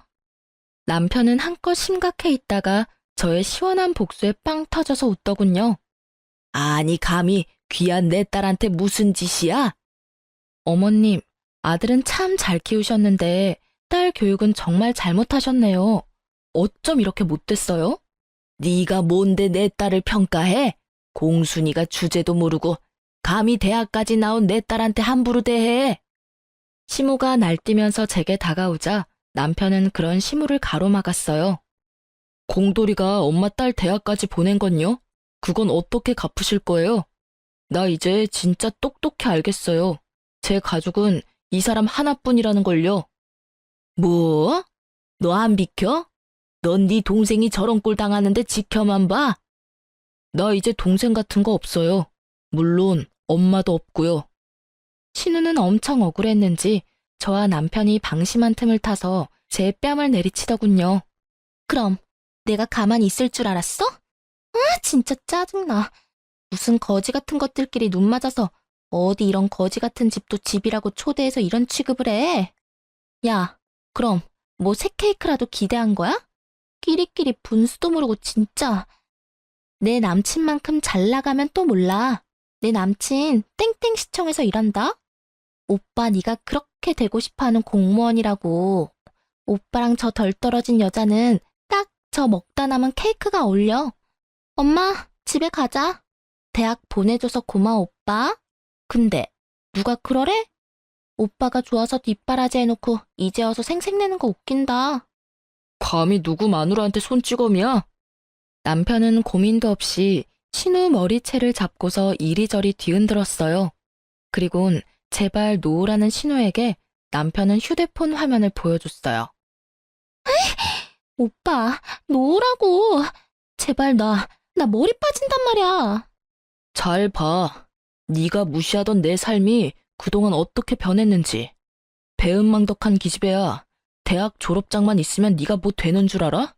그리고 네 남친이 과연 너같이 수준 떨어지는 애 계속 만나주겠냐? 현정아, 세상 참 좁아. 내가 네 남친 만나서 당장 너랑 헤어지라고 도시락 싸가면서 말려줄게. 남친 이름이 뭔데, 어? 이름 말하면 네가 알아? 뭐야 이 문자는. 땡땡시청 발령 났다고? 오빠, 설마 공시 합격한 거야? 뭐? 그게 무슨 소리냐? 네가 공무원을 합격했다고? 오, 합격했어.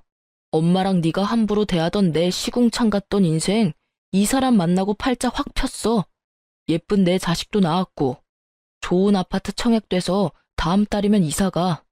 이제 발령도 받았고 다음 주부터 땡땡시청으로 출근해.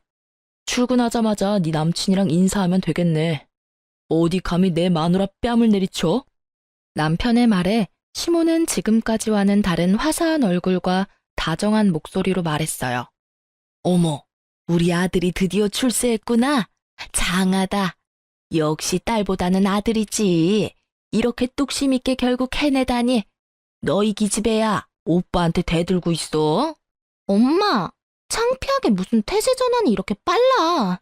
딸내미는 케이크 범벅에 머리까지 쥐어뜯겼는데 저 둘을 가만히 냅두려고? 공무원 된 게 무슨 대수라고. 시끄러워 이 기집애야. 회사 관둔 지 얼마나 됐는데 아직까지 일도 못 구한 게 말이 많아? 아들, 엄마는 여한이 없다. 이제 공무원도 합격하고 아파트도 청약됐으니 나만 들어오면 되겠구나. 네 동생도 이제 네가 챙겨야지. 하나뿐인 오라비잖니. 들어오다니 뭘, 어디를요? 설마 너 멀쩡히 살아있는 엄마 버리고 다리도 못 쓴다는 네 장모 모실 건 아니지? 엄마는 건강하기라도 하지. 짐짝 같은 장모를 뭐 어쩌려고 그래? 말 함부로 하지 마세요, 제발. 엄마는 정말 일말의 양심도 없어요? 내가 집사람 보기 너무 창피해요. 가족끼리 뭐 이런 꼴 저런 꼴 다 보는 거지 뭐. 가족은 개뿔. 그때 저희 친정엄마가 기가 막힌 타이밍으로 집에 들어왔어요. 시모와 시누이는 그 꼴이 창피는 한지 친정엄마를 보고 흠칫 놀라더군요. 그러다 남편이 살갑게 친정엄마한테 어머니라고 부르자 시모는 곡소리를 내기 시작했습니다. 엄마, 이게 다 뭐야? 어머니, 힘들게 뭘 이렇게 많이 들고 왔어요. 저 부르지 그러셨어요. 뭐 별거는 아니고 과일 바구니랑 케이크랑 이건 내 선물이야. 우리 아들 생일 축하해. 어머니? 에이, 아이고 내 팔자야. 남편 없이 힘들게 아들 다 키워놨더니 남의 집에서 아들 노릇하고 앉았네. 이거 보세요, 사돈. 그래요. 나 우리 귀한 사위 아들이라 생각해요. 근데 난 당신처럼 내 아들 고생시킬 생각 추호도 없습니다. 뭘 얹혀 살려 해요? 각자 알아서 살아야지. 아니, 그리고 같이 늙어가는 처지에 다리 좀 불편하다고 이렇게 뒤에서 흉보는 거 보기 정말 안 좋네요. 그리고 다리 불편한 나도 혼자 사는데 왜 두 다리 멀쩡한 사돈은 혼자 못 살아요? 아들 생일이라 왔는데 왜 이렇게들 서 있는지는 영문을 모르겠네요. 여기 이제 축하할 사람만 남고 얼른 다 나가세요.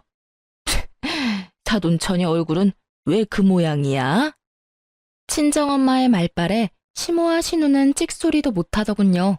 엄마는 현관에 있던 장우산을 꺼내서 시누이부터 냉큼 쫓아냈습니다. 어이구, 사돈 처녀, 마음을 곱게 좀 써요. 그렇게 케이크라도 묻히고 있으니까 못난 얼굴 봐줄만은 하네요. 뭐라고요? 아니 진짜 엄마나 딸이나 왜 이래? 왜 때려요? 나가라니까 그러게 왜 안 나가? 나간다고요, 나가. 오빠 너 어디 가서 내 얘기하고 다니지 마. 그리고 엄마는 시모에게 다가갔습니다. 뭐요? 나도 때리기라도 하려고요? 설마요. 그래도 사돈인데 내가 사돈을 어떻게 때립니까? 대신 엄마는 시모에게 우산을 펼쳐서 나가라고 들이밀었습니다. 아니, 교양 없게 이게 뭐 하는 짓이야? 참나, 어디서 교양 타령이야? 그날은 그렇게 엄마 덕분에 시모와 시누이를 손쉽게 내쫓을 수 있었어요. 남편은 더 이상 슬퍼하지도 않았습니다. 다 같이 난장판이 된 집을 치우고 친정엄마가 사온 케이크 촛불 불면서 저희는 안 좋은 일 다 잊기로 했습니다. 뭐 그 뒤로도 물론 시모는 남편에게 계속 연락이 왔어요. 아들, 너 정말 엄마 모른 척 할 거야? 저 버린 건 엄마잖아요. 누가 버렸다고 그러니? 나 예전처럼 네 월급 다 받는 건 애초에 바라지도 않는다. 그냥 새 아파트에 나 모시고 살아. 그게 내가 바라는 거다. 나도 한 번쯤은 며느리가 해주는 따뜻한 밥 먹으면서 살고 싶어. 그 고약한 사돈이라는 여자 때문에 그날 마무리를 짓지 못했잖아. 빨리 만나서 마무리를 짓자. 마무리가 뭐가 필요해요? 이제 엄마랑 나는 완전히 끝났어요. 공장 다닐 땐 아들 취급 안 하시더니 공무원 아들은 또 필요한 거예요? 다신 연락하지 마세요. 그러지 말고 만나서 얘기하자. 너네 집으로 가 있으마. 이사 벌써 했어요. 오셔도 못 만나요. 뭐? 한 번 더 찾아오거나 연락하시면요. 하면 뭐? 핏줄간 소송 시작되는 거예요. 친동생이랑 친엄마가 평생을 내 재산 갈취했다고 이미 상담도 받았어요. 길어지겠지만 증거도 다 있고 제가 유리한 소송이라 하네요. 너 정말 1억이냐? 네. 아이고, 성수야. 내가 잘못했다. 그러니까 눈 딱 감고 이 엄마 한 번만 용서해다오. 응? 그러니까 저랑 제 가족 더 이상 건들지 마시라고요. 그럼 소송은 안 할게요. 알겠다. 네, 그렇게 하마. 그렇게 남편은 기어코 친정엄마 모시고 싶다 해서 저희 엄마랑 새 아파트에서 잘 살고 있습니다. 엄마는 정말 싫다고 거부하시더니 막상 같이 이사하니까 엄청 눈물을 보였어요. 사위와 딸 덕에 살다 보니 이렇게 좋은 아파트에서 살아본다고 감격하셨죠. 저희 남편은 좋은 마누라 만나서 착한 새엄마까지 생겼다며 요즘 아주 싱글벙글이에요. 친정엄마가 해준 따뜻한 아침밥이 그렇게 맛있다고 합니다. 밥을 아침마다 2그릇씩 먹고 출근해요. 다행히 시모는 그 뒤로는 쥐죽은 듯이 아무런 연락이 없었습니다. 다만 신우가 아직 정신 못 차리고 남편에게 연락을 해왔습니다. 자기가 남친에게 차였다면서 주변에 괜찮은 사람 없냐고 질척거렸다네요. 정말 창피한 줄 모르는 여자였어요. 오빠, 나 남친이랑 헤어져서 말이야. 그게 어쨌다는 거야. 너 내 번호 어떻게 알았어? 다 방법이 있지. 오빠 고개만 돌리면 공무원이잖아. 괜찮은 사람 있음 나한테 몇 명 소개시켜줘. 남매 좋다는 게 뭐야? 남매? 웃기지도 않아. 그리고 네 주제를 알아라. 내 주변 공무원은 눈이 발에 달려서 너 같은 기집애 만나겠어? 뭐? 공돌이가 이제 공무원 됐다고 감히 하나뿐인 동생까지 무시해? 너 네 남자친구한테 안 차였으면 내가 직접 나서서 네 실체 밝혔을 거야. 그렇게 곱게 차인 걸 감사하게 생각하면서 살아. 진짜 기가 막혀서. 그럼 엄마는 어떡할 건데? 난 그렇다 치고 말이야. 나중에 나 결혼하면 늙은 엄마 짐밖에 더 되겠어? 설마 내가 결혼해서 엄마 데리고 살 거라 생각하는 거 아니지? 아니 그럼 어느 남자가 좋다고 나랑 결혼하려 하겠어? 그러니까 오빠가 엄마 모셔. 나도 결혼을 해야 할 거 아니야. 좋은 남자 좀 소개시켜주고. 그 나이에 아직 엄마 집에 얹혀 살면서 네가 그럴 말할 주제는 돼? 너 결혼할 돈은 모았니? 네가 뻔하지 뭐. 여전히 배은망덕하고 덜 떨어지는구나. 네가 방금 말한 내용은 그대로 엄마한테 전해줄 테니까 그렇게 알아. 뭐? 쳤어? 그럼 나 쫓겨나. 쫓겨나 봐. 나도 집에서 쫓겨나 잘만 살았어. 남편은 녹음한 통화 내용을 시모에게 그대로 전달했고 시모는 신우를 그대로 쫓아냈다 하네요. 안 그래도 공무원 아들 잃었다며 억울해하는 시모였는데 딸도 그 모양이니 많이 열받았겠죠. 남편은 그렇게 마지막 통화를 끝냈고 저희 가족은 시댁과 완전히 남이 될 수 있었어요. 재산 갈취한 것도 소송하려다가 남편이 너무 스트레스 받아서 안 하기로 했습니다. 저희 가족은 더 이상 그들과 엮이고 싶지 않았어요. 여러분, 저와 제 남편 보고 희망을 가지셨으면 해요. 그렇게 힘든 날 많았어도 반드시 좋은 날이 오더군요. 그리고 혹시나 예전 제 남편처럼 가족들의 얽매여 본인 삶을 잃으신 분들께 제가 한마디만 올리겠습니다. 당신은 너무 소중한 사람이고 빛나는 사람이란 걸 잊지 마세요. 가족들이 대신 인생 살아주지 않아요. 세상에 당연한 희생은 없습니다. 현재 저희 남편은 좋은 동료들과 나란 일 열심히 잘하고 있습니다. 아이도 건강하게 잘 크고 있어요. 저는 아이 낳으면서 관둔 공장 퇴직금이랑 그동안 모은 돈으로 보태가지고 아이 좀 더 크면 친정엄마랑 반찬 가게 열어보려고 해요. 저희 네 가족 단란하게 열심히 잘 살아보겠습니다. 응원의 한마디 해주시면 더욱 힘이 될 것 같습니다. 그럼 지금까지 제 긴 사연 같이 들어주셔서 감사해요.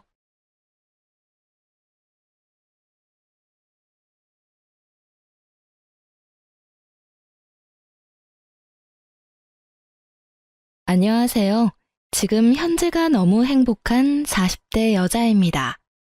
저희 엄마가 유튜브 사연을 하루 종일 라디오처럼 틀어놓으면서 자주 듣는 편이라 엄마한테 가는 날이면 같이 듣게 되는데요. 같이 사연을 들으면서 엄마가 너도 한번 보내보라며 볼 때마다 성하셔서 고민을 하다가 용기를 내어 글을 씁니다. 그럼 제 얘기를 시작하겠습니다. 저는 연애보다는 재테크에 관심이 더 많은 사람이었습니다. 물론 지금도 그 마음은 크게 변하지 않은 것 같아요. 그래서 근처에 있는 주거래 은행을 정말 자주 방문했습니다. 관심이 생기는 펀드가 생기면 궁금한 사항 담당 은행원께 여쭤보러 자주 갔어요. 언제나 친절하고 세세하게 답변을 해줘서 갈 때마다 그 은행원을 찾아갔죠. 그 은행원이 바로 둘째 신우였습니다. 그렇게 저는 둘째 신우와 친해지게 되었어요. 가끔 퇴근하는 길에 만나면 커피 한잔 할 정도의 개인적인 친분이 쌓였죠. 제가 적금 만기 해약하러 간 날이었는데요. 그날 둘째 신우가 저한테 그러더라고요. 요즘 만나는 남자 없다고 했죠? 혹시 제 남동생 소개받아 볼래요? 내 동생 진짜 잘생겼어요. 한 번만 만나봐요. 갑작스럽게 남동생을 소개시켜준다는 말에 당황한 저는 일단 거절을 했어요. 하지만 둘째 신우가 적극적으로 밀어붙여서 얼떨결에 소개를 받게 되었습니다. 둘째 신우의 말대로 남편은 매너가 좋고 훤칠하게 잘생겼죠. 금방 호감이 생겨 교제를 시작했고 자연스럽게 결혼까지 하게 되었습니다. 연애에 크게 관심이 없었던 제가 이렇게 물 흐르듯 결혼까지 하게 된 건 둘째 신우의 적극적인 지지가 뒷받침되어서 그랬던 것 같아요. 저희 둘이 결혼한다고 하자 둘째 신우가 얼마나 좋아했는지 몰라요. 첫째 신우도 둘째 신우와 마찬가지로 저를 잘 챙겨주었죠. 남들은 신우 때문에 스트레스 많이 받는다고 하던데 저는 참 운이 좋구나 싶었어요. 저는 가족들한테도 제 수입이라든지 자산을 공개하지 않은 편이에요. 남편 역시 마찬가지였죠.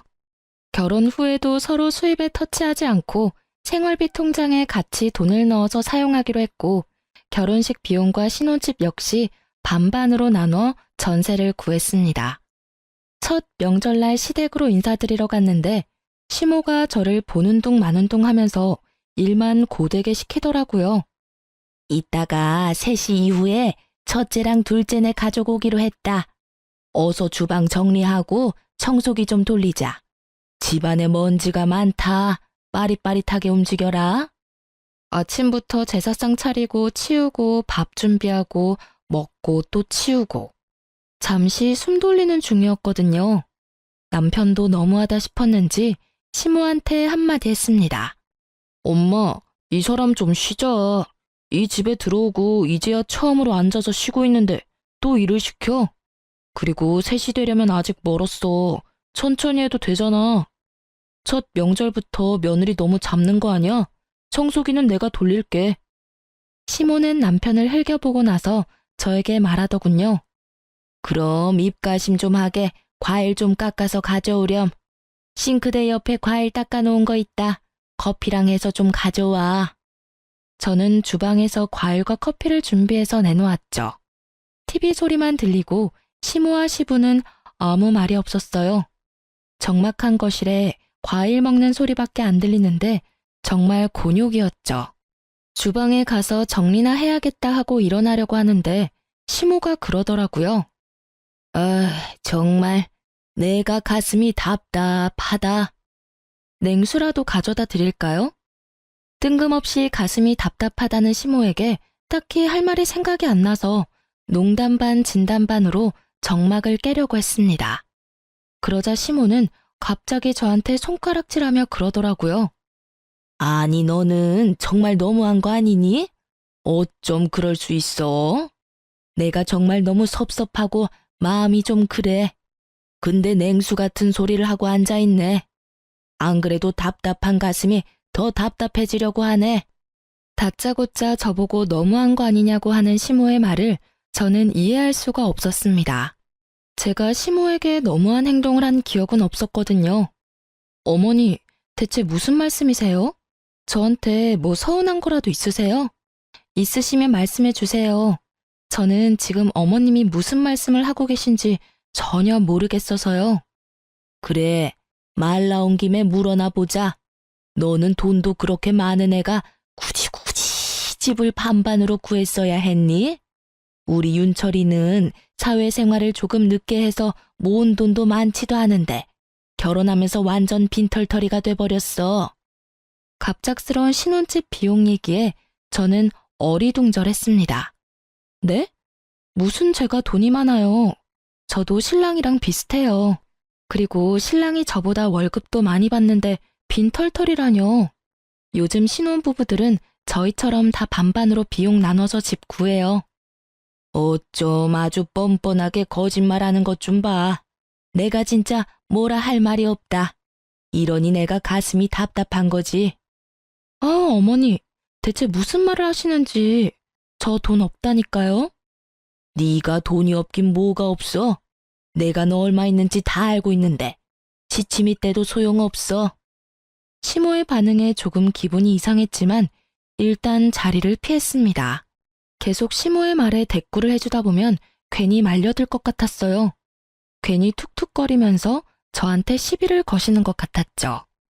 그렇게 자리를 피해서 주방 정리를 마치고 남편과 청소기를 돌리고 있었는데 첫째 신우 가족과 둘째 신우 가족이 왔습니다. 시부는 가족들이 다 모였으니 술이나 한잔 해야겠다고 하시길래 거실에 술상을 차렸습니다. 시조카들은 TV 본다고 방으로 들어갔어요. 가족들이 모여서 술 한잔 하고 있는데 시모가 또 돈 얘기를 시작했습니다. 아니, 그렇게 돈이 많으면 시댁에 뭐 더 해줘야 하는 거 아니야? 옆 동네 김씨 아줌마네는 며느리가 생일 때마다 루이비통인지 구찌인지 명품 가방 사준다고 그렇게 자랑을 하던데 나는 돈 많은 며느리가 집에 들어와도 뭐 받는 것도 없고 자랑거리도 없고 에휴. 첫 명절에 오자마자 반기지는 못할 망정 일만 주구장창 시키시더니 가족들이 모두 모인 자리에서까지 돈돈거리니까 너무 듣기가 싫더라고요. 어머니, 아까부터 계속 돈 얘기하시는데 저 돈 없어요. 어디에서 무슨 얘기를 듣고 자꾸 그러시는 거예요? 저한테 돈 맡겨놓으신 것도 아니고 솔직히 듣기 좀 그래요. 가족들도 다 모였는데 언제까지 돈 얘기만 하실 거예요? 너는 언제까지 계속 없는 척 할 거니? 네가 돈 많다고 하면 내가 떼어먹을까 봐 그러는 거야? 속일 걸 속여야지. 제가 뭘 속였다고 그러시는 거예요? 저 어머님 속인 적 없어요. 그렇게 시무랑 투닥거리고 있는데 둘째 신우가 끼어들면서 한마디 하더라고요. 올케, 엄마 다 알고 있어. 올케가 돈 많은 거. 돈 많으면 좋은 건데 왜 자꾸 숨겨, 가족끼리? 아니, 형님까지 왜 그러시는 거예요? 올케, 내가 담당 은행원이잖아. 내가 봤더니 계좌에 억소리 나게 있던데 지금 내가 다니는 은행에만 10억이 예치되어 있던데 다른 은행에도 적금이랑 펀드 있잖아. 대체 얼마나 알짜배기인 거야? 너무 부럽다. 알고 보니 은행원인 둘째 신우가 제 계좌를 몰래 확인했던 것이었습니다. 저는 너무 당황해서 얼굴이 새빨개졌어요. 시댁 식구들은 다 알고 있는 눈치였어요. 시모는 그 상황에서 한마디 더 붙여서 말했죠. 아니, 이렇게 증거가 명확한데 왜 자꾸 속이는 거야? 돈이 그렇게나 많은데 왜 없다고 하는 건지. 그리고 지금 살고 있는 집도 본인이 가지고 있는 돈으로 다 해결 가능하면서 왜 반반으로 했는지 아무리 생각해도 나는 이해가 안 돼. 저는 할 말을 잃어서 뭐라고 답변을 해야 할지 머릿속이 새하얘졌습니다. 그때 첫째 신우가 그러더군요. 둘째가 계좌 보고 입이 떡 벌어졌다던데. 그래서 막내 소개시켜줘야 한다고 한동안 엄청 호들갑 떨었잖아. 내가 진짜 꼭 우리 막내한테 소개시켜줘야겠다 싶었지. 너는 누나한테 진짜 감사한 마음으로 살아야 해. 저의 자산을 확인한 둘째 신우가 돈을 보고 남동생을 소개한 것이었어요. 사실 제가 예전 비트코인 초반에 이득을 많이 봤습니다. 초반에 들어갔다가 정점일 때 뺐죠. 남들 잃을 때 저는 몇십 배로 자산이 불었어요. 현재는 우량주 주식 거래와 적금으로 안전하게 보유 중입니다. 우리 엄마 그래서 자기 아들 팔자 바로 피는 줄 알고 좋아했는데 생각한 대로 되지 않아서 섭섭했나 보다. 엄마 팔자가 그렇게 바로 쉽게 펴지겠어? 마음의 여유를 가지고 천천히 기다려. 재촉하면 될 일도 안 돼. 아니, 계속 없는 척 하니까 너무 얄밉잖아. 그리고 돈 있는 사람이 좀 더 쓰면 어때서? 처음부터 칼같이 반으로 하고 아주 대단하셔. 저는 신우들과 시모의 대화에 몸이 부들부들 떨렸습니다. 형님, 남의 개인정보 열람하는 건 불법 아닌가요? 우리가 이제 남인가? 가족이잖아. 아니, 그리고 돈이 없는 것도 아닌데 뭐 어때? 우리한테 유세 좀 부려도 돼. 그리고 올케도 조금 너무했어. 아무리 반반 결혼이라지만 엄마한테는 작은 선물이라도 해주면 좋잖아. 우리 엄마 돈 많은 며느리 들어온다고 동네방네 소문 다 냈는데 받은 게 하나도 없으니까 괜히 올케한테 심술만 부리잖아. 남의 정보를 함부로 열어보고는 일말의 죄책감이나 미안한 감정이 없는 둘째 신우나 제가 열심히 모으고 재테크한 돈으로 콩고물 좀 안 떨어지나 하고 바라는 시댁 식구들이 너무 꼴보기 싫었습니다. 도저히 말이 안 통하는 시댁 식구들과 한시도 같이 있을 수 없어 저는 그 자리를 박차고 나왔습니다. 망치로 꽝 하고 맞은 느낌이었고 아무 생각도 안 나더라고요. 제 뒤를 따라 나온 남편이 위로는 못할 망정 속을 긁는 소리만 해댔습니다. 이렇게 갑자기 가버리면 어떡해? 가족들 다 있는데 나가버리는 건 예의가 아니잖아. 예의? 예의를 아는 사람들이 그래? 당신 가족들은 나한테 막 대해도 되고 나는 예의를 차려야 하는 거야? 왜 나만 예의를 차려야 해? 그리고 당신도 알고 있었지? 당신도 다 알고 날 소개받은 거구나. 속으로 무슨 생각을 하면서 날 만났어? 아주 옳다구나 했어. 내가 알고 있었던 몰랐던 그게 뭐가 중요해? 우리 서로 좋아서 결혼한 거 아니야? 나는 중요해. 당신은 처음부터 내가 좋았던 게 아닌 거잖아. 둘째 형님한테도 너무 실망했어. 잘해주고 친절하게 해줬던 게 내 계좌 잔액을 보고 그랬던 거잖아. 어쩐지 내가 적금 해지하러 갈 때 그렇게 당신을 만나보라고 성하더니 검은 속내가 있었네. 난 그것도 모르고. 검은 속내라니 왜 그렇게 삐딱하게 생각하는 거야? 설령 둘째 누나가 당신이 돈이 많아서 나를 소개시켜줬다 한들 서로 안 맞았으면 이렇게 결혼까지도 못했을 거 아니야? 내가 당신 돈 보고 좋았으면 결혼 반반 비용하자고 할 때도 가만히 있었겠냐고. 당신 하자는 대로 다 했잖아. 그럼 지금 이 상황에서 내가 어떻게 생각해야 해? 나는 지금 누군가가 내 뒤통수를 세게 맞은 느낌이야. 얼얼해. 어떻게 뒤에서 나 몰래 그런 얘기들을 함부로 주고받을 수가 있어?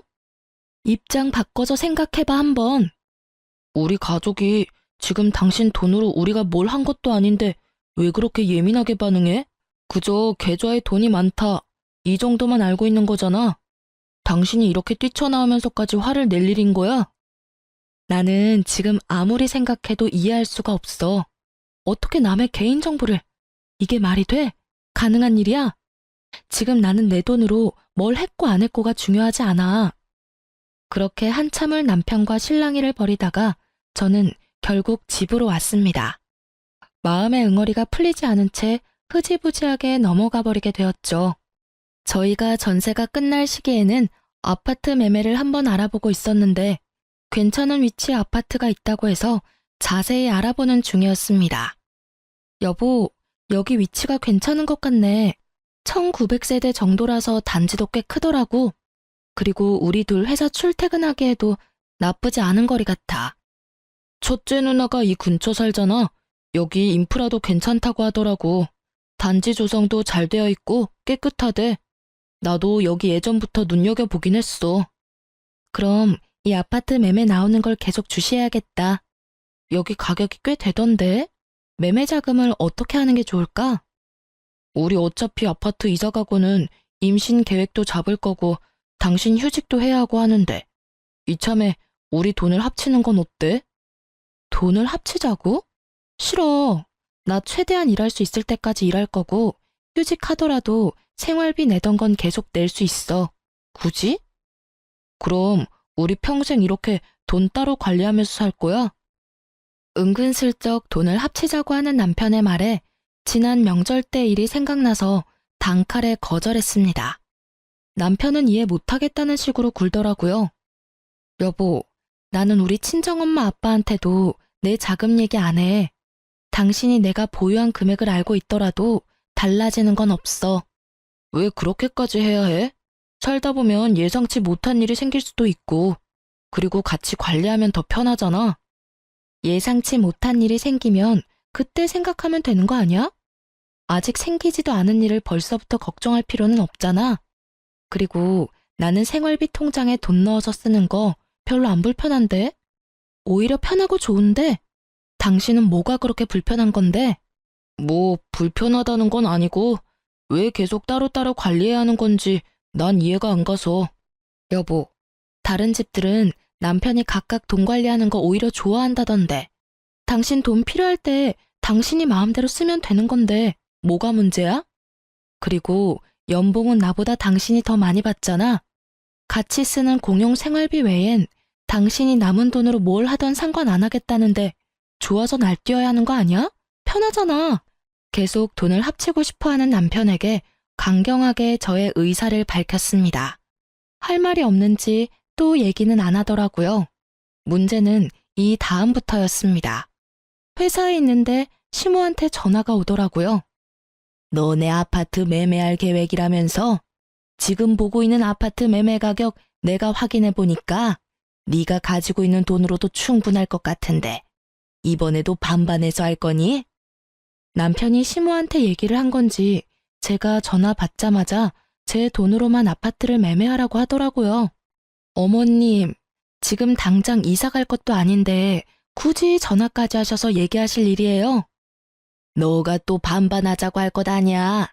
지금부터라도 내가 귀에 딱지 않도록 얘기해줘야지. 아, 어머님, 반반으로 하던 제가 다 하던 그건 저희 부부가 결정할 일이라고 생각해요. 이렇게 저희 부부가 의논할 일 있을 때마다 어머님이 계속 관여하실 거예요? 어른이 의견을 주겠다는데 그게 뭐가 문제니? 너는 대체